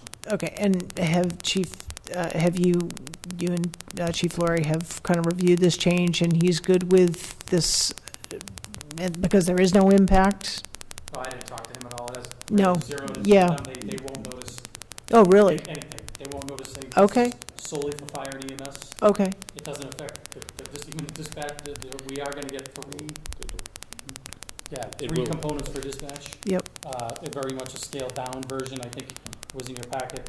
We're going to use it for personnel scheduling and just those two things, because right now we're doing their schedule on paper. Yep. And maintaining their personnel, we're going to put it into the same system so it's all together with the firefighters. Okay. So what, just, again, I'm not in your line of work, Sure. so, So pretend like the dispatch center is Yep. the nucleus. Yep. And here is police, and here is fire. Yep. So when the dispatcher takes stuff and puts it into the CAD, and they hit go, it crosses over a bridge. Okay. However, it goes into their IMC software. Okay. Or into our. That's all I need. Thank you. It actually already goes into AmbuPro for ambulance. It goes into. Okay, that I just wasn't understanding how this was going to affect that. IMC, thank you. Sounds great. And the dispatch component's important because they do In the event of scheduling issues and stuff like that, it kind of goes through the fire officer, so the more that they're aligned with us, the easier it is. Sure, okay, thank you. Okay. Ian? Yeah, just kind of follow up on that. If the police department came and said they wanted to go to different software, does this vendor have or could this be used for the police, or is it not? You mentioned that ambulance, they have a new one coming out that might be something that could be rolled in. Nothing yet on the police side. So there's nothing that I'm aware of. It may be no different if you speak up, but the only component that would call into question is we would have to make sure that whatever they transition to, we would have to secure our CAD component. So that would just be whether it would fall underneath the first due program or whatever potential program they went to down the road. But I would say that would probably be our only unknown variable for an agreement. Okay. That's all I have. Okay. Patrick? Yeah, having developed data centers in the past and understanding what cloud is about, I'm just curious. Well, first of all, to share with the board, 99.95 uptime is about 4.5 hours of downtime a year, which is very good for this type of program. Have you, in your negotiations or discussions with the provider, talked about what maintenance schedules will be? This is an emergency system. It should be as available as possible. Yet, in a cloud environment, you could be subject to a variety of different maintenance issues that they may be required to do for a number of different other customers that are in that cloud environment. Is that something that you guys have been? Yep. So on the high end, this is past the Cullen test. Lieutenant Cullen is pretty particular as far as the programs that he uses and the processes that he does. So he's already been in negotiations with them. It's a public safety software, like that's their heart and soul. Okay. So they're aware of the critical infrastructure that they're responsible for. Okay. Good. I just want to make sure it meets the standards of what an emergency response center would need to be able to deal with the issues at any given time. Thank you. Okay. Thank you. Great presentation. A couple of quick questions. Does the vendor have, or are they planning modules beyond those you've described, such as fleet management, inventory, some of the other operational aspects of the department? Yes. So that's one of the key components. Again, I was trying to stay brief. I know probably brushed over a little too quickly. This is another awesome component that we're going to get as far as inventory, asset management, equipment tracking, preventative maintenance. It'll tie into our mechanics and being able to, instead of every time we come before you and say, hey, this truck's 40 years old and it's falling apart, it's time to replace it, we can actually just pull up the data directly from here as opposed to going to old handwritten cards and pull up all of that information. So it links that component in. It tracks all of our preventative maintenance on our safety equipment, SCBAs, ladders, all the critical. Okay, great. And knowing that it's a cloud service, and I trust Lieutenant Cullen, but how redundant is your connection to the internet? You're just looking at the prevalence of stronger storms, wind, rain, trees down, areas that were affected. They might have had 2 different connections to the internet, both of which were knocked out by storm damage. So, yeah, you have that. So we have redundancy built in that we have two different providers right now. We have lost one once. We transitioned over to the other, but really that's what we have for backup. Okay, good. Generally our center we have dual servers that back up every other hour, so they toggle back and forth. We have UPS. We have a generator that runs for several days. What else? I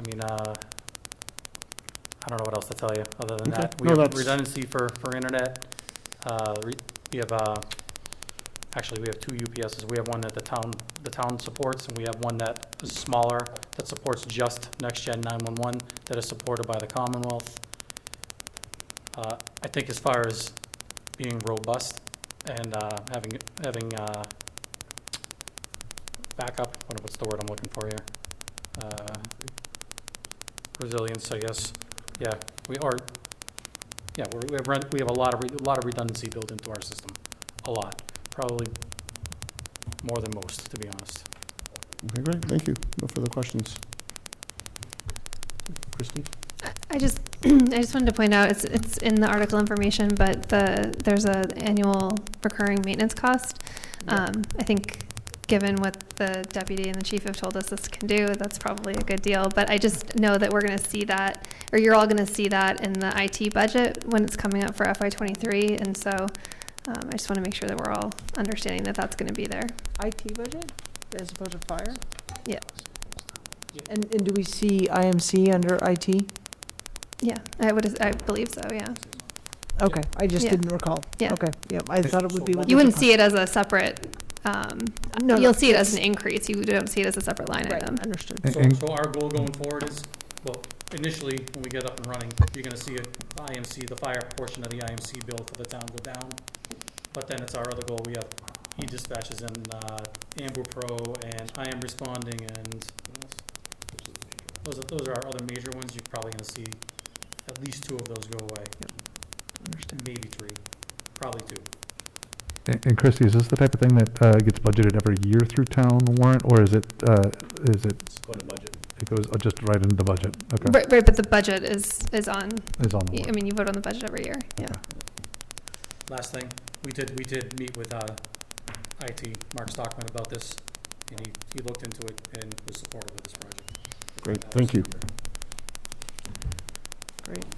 Okay, so next on the budget is the continuation of our discussion on financial policies, which would be the comprehensive fiscal management policy component. Do we want to, I'm comfortable, given that there's no action required at this point, given the time, if we wanted to move that to the agenda on the 28th? So Or is this there is a actually time going to come in front of you at the budget summit. Okay. We're going to just dive a little bit deeper because we've already presented to the finance committee generally and gotten some initial questions. We want the school committee to have a good understanding of it as well. So if you're comfortable with this really coming again at the budget summit, if you don't have any questions that you want answered right now, that's up to you. I'll survey the board to see if we want to cover it or move forward tonight. I can wait. Okay, then we'll cover it with the other boards and committees at the budget summit later this month.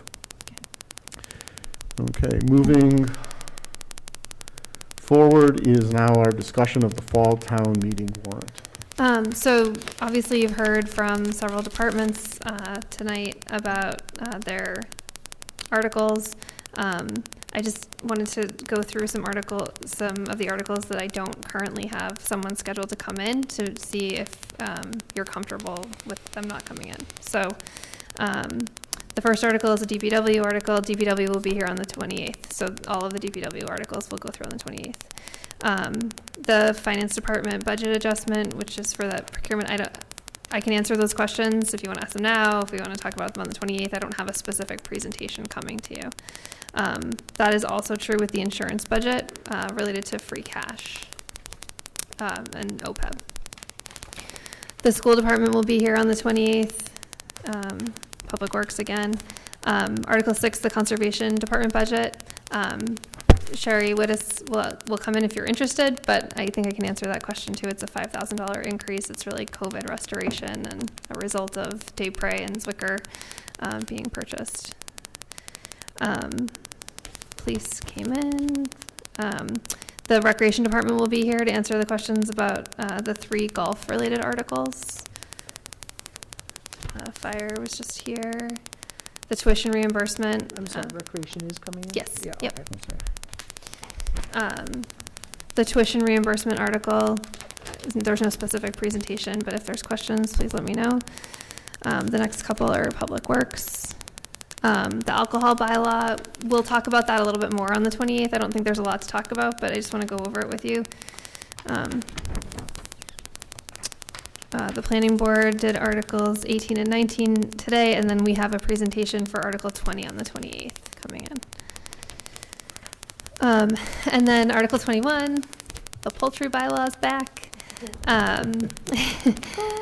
Just for the public, that the Attorney General has to approve all of our articles or all of our bylaw changes before they become law, and there was one portion of that bylaw that they disapproved, which was the $500 fine because it exceeds the amount that's allowed under state law. And so we can sort of briefly talk about this, but I think that was pretty Please don't. self-explanatory. Pretty straightforward, Yeah, yeah. pretty straightforward. Yeah. So as long as everyone's comfortable with sort of what we've laid out, so school, recreation, DPW will all be here on the 28th, and as well as the final zoning article. Perfect. So, Okay, great, thank you. Okay, so no questions on the other articles this evening? Okay. Then moving forward, we have a number of requests for appointments. I'll cover them very quickly here. The following individuals have requested appointments to the following committee and boards. Their letters of interest are in our packet. We've had an opportunity to review them. Kate Groves has been recommended by the Youth Commission to be appointed as an adult member. The appointment fills the remaining open seat from a former adult member that did not seek reappointment in July. It is a 3-year term. Warren Johnson has requested to be the tenant representative to the Westborough Housing Authority Board. This position is vacant due to a resignation of a former member. Mr. Johnson will fill the remainder of the 5-year term. J. Marshall Preston has requested appointment to the Veterans Advisory Board. This opening is due to a resignation of a member. Mr. Preston will fill the remainder of a 1-year term. So, hopefully we've had a chance to read the letters. I'd make a motion to appoint Kate Groves to the Youth Commission for a term ending June 30th, 2024. Warren Johnson as the tenant representative to the Westborough Housing Authority for a term ending June 30th, 2023. And J. Marshall Preston to the Veterans Advisory Board for a term ending June 30th, 2022. I'll second that. Okay, moved and seconded. Any questions or discussions, concerns? Seeing hearing none. All in favor? By hand vote, 5-0. Motion passes, 5 being present. Thank you very much. And I want to take a moment to thank these individuals for stepping forward to volunteer. As I said at the outset of the meeting, the town does depend on volunteers on our various boards and committees to help get the work done and serve the interests of our residents and the town as a whole. So thank you very much for volunteering. Okay, next item on the agenda is the Central Mass Municipal Planning Organization, which is a component of the Central Massachusetts Regional Planning Commission. And we received a request to designate a member of our board to participate in a CMMPO meeting on September 23rd. Christy, do you want to fill in what this is about? Yes. So the request was for at the meeting there'll be a vote for a regional representative, and so they're asking that all select boards send one representative to vote. I believe it's a virtual meeting. Yes. Yeah. So you would participate. So it's at 5 o'clock on the 23rd. Okay. And so just for the public, the CMMPO is one of the organizations that involved in the planning of public works and other projects in our region. As a subcommittee of CMRPC, which is divided into different districts. Each district containing multiple towns elects a representative and an alternate to sit on that committee and do the work of that committee. And so I was contacted by Select Board Member Marshall about an interest in attending the meeting and potentially filling that role. So I'll let you. Yeah, so I have increasingly become interested in matters of transportation and sort of its interconnectivity to the many facets of our way of life here in Westborough. I've, in my past work as a board member, worked on the VIA project and did some work there. As you know, I'm the liaison to the Active Transportation Safety Committee and enjoying that work. I'm also a member of the Metro West 495 Partnership, and transportation is one element of what they do. So I think that the CMMPO role, if somehow chosen through this process, which is a little bit unclear to me, to be honest with you, and how they do it, because I've never sat in on their meeting, then I think that there's a complement there. And I've also, anyway, so I'm interested, if anyone else is, I'm too tired to arm wrestle, so. Oh. But I'm happy to do that and be a voice, not only for Westborough, but the region, and, we've got big projects like the Alston-Brighton project, that we certainly need to be aware of what's going on. I've attended meetings for that, so. Okay. Then I will move to designate Shelby Marshall as the Select Board's CMMPO representative. I'll second. You got it. Okay. Moved and seconded. Any further comment or discussion? Seeing none, we shall vote. All in favor? The motion passes on a vote of 5-0, 5 being present. Good luck. Thank you, Shelby. Yeah. Thank you for stepping up. Thank you. I'm sure. Okay. Next item, and we are getting close, is the approval of the meeting minutes from our meeting on August 24th, 2021. Move the approval of the August 24th minutes as presented. Second. Okay, any questions, comments, corrections, notations?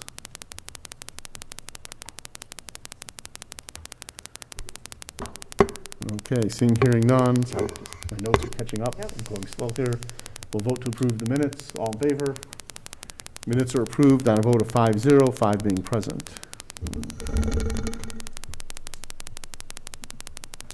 Okay, and then, Christie, you gonna let Kevin know? okay. So now, Ian, if you would, motion to move into executive session? Or on to issues and correspondence. Oh, sorry, it's because it's not in the little thing on the left. So Yes. next is issues and correspondence. I will start with Patrick. First of all, I'll just mention that this month is National Suicide Prevention and Awareness Month. I left a ribbon on each board member's place. I already gave one to Sean earlier in the week. I encourage all to recognize this and just be aware of it and support it. If you are interested in learning more about it, you should contact the Department of Youth and Family Services. They have additional ribbons and additional information. The Senior Center, they're looking for tax preparers to help do tax preparation, and they have information up on their senior Council on Aging website for if you're interested. They have a breakfast with Chief Lurie on tomorrow on the 15th. On the 15th this week. You need to register by tomorrow. The cost is $3. I attended the school committee meeting, and I'll just say that it sounds like the schools are off to a great start for the nearly 3,900 students in the district. And also that the Fails is on target for opening November 15th, and they are hoping to do some sort of virtual open house type event at some point to share the state-of-the-art design of the school. So that's great news. That's it. Thank you. Ian? I have nothing this evening. Shelby? I do have a couple items, and I know we're running along here, so I'll try to make it quick. So the Hockomock Pond Reuse Committee continues its work. We have a meeting tomorrow, and we finally received the operations manual from Beazer and EPA, and so that gives us a sense of who needs to do what in terms of maintaining the property, and provides us with what I would call some pretty critical information to allow us to sort of move forward. And so I envision that work to really be kind of more officially getting underway now. So kind of exciting. And obviously we heard a lot about Otis Street work too. So nice to see all these pieces come together. This Community Preservation Act Exploratory Committee has had several presentations before various committees, Actor Transportation, FinCom, Conservation, I think, is the next one that's coming up. We're actually doing some educational outreach at the farmers market to reach folks. We've got a new flyer, which I'll share with the board, and we are doing hosting public meetings on September 29th and October 7th at 7 p.m., and those will be on the town calendar. I asked Ian to do this, but he said he wouldn't, so I'll do it for him. So there's a time-honored tradition here in Westborough called the Good Scout Dinner and Award. Really proud that Ian and his wife Maureen they are receiving that award this year. And for those of you that are not familiar with the award, it's awarded to individuals who demonstrate integrity and genuine care for others, both in their professional and personal lives. And want to congratulate you. I know you give a lot of time and effort and really are very invested in scouting. And folks can go to mayflowerbsa.org or give Ian a call. He'll hook you up with some tickets. But that's on November 10th. And it's nice to see that event coming back after COVID. So encourage folks to go out and support that. I want to thank Alan and Chief Purcell for all of their work to organize, and everyone else that was involved, a beautiful remembrance ceremony for 9/11. And last but not least, I want to thank my colleague Patrick. He and I met under the direction of this board to talk about Columbus Day and Indigenous Peoples Day and come up with a game plan. So we are proposing a late October or early November meeting. We're suggesting it be in person but allow for hybrid participation for those that need to or choose to participate that way. And as a general framework, and I know this is not an agenda item for discussion tonight, but I want to make sure folks understand we want to make sure that you understand the framework. We're proposing that the plan would be for about 3 minutes per person that wants to speak. They'd ideally register in advance with SELA to much like we do with open forum. Alan, you would be the moderator because you're good at doing that, and and there would be a potential for a clarification time of questions with a speaker. So if the board wanted to engage and ask a clarifying question, so that's the framework we've proposed. If we're good to go with that, we can kind of land on a date. Great, we're good to go. But if we need further discussion as to structure, then I would propose that we have that at our next agenda on the 28th and kind of discuss that as a board. Sean. Thanks.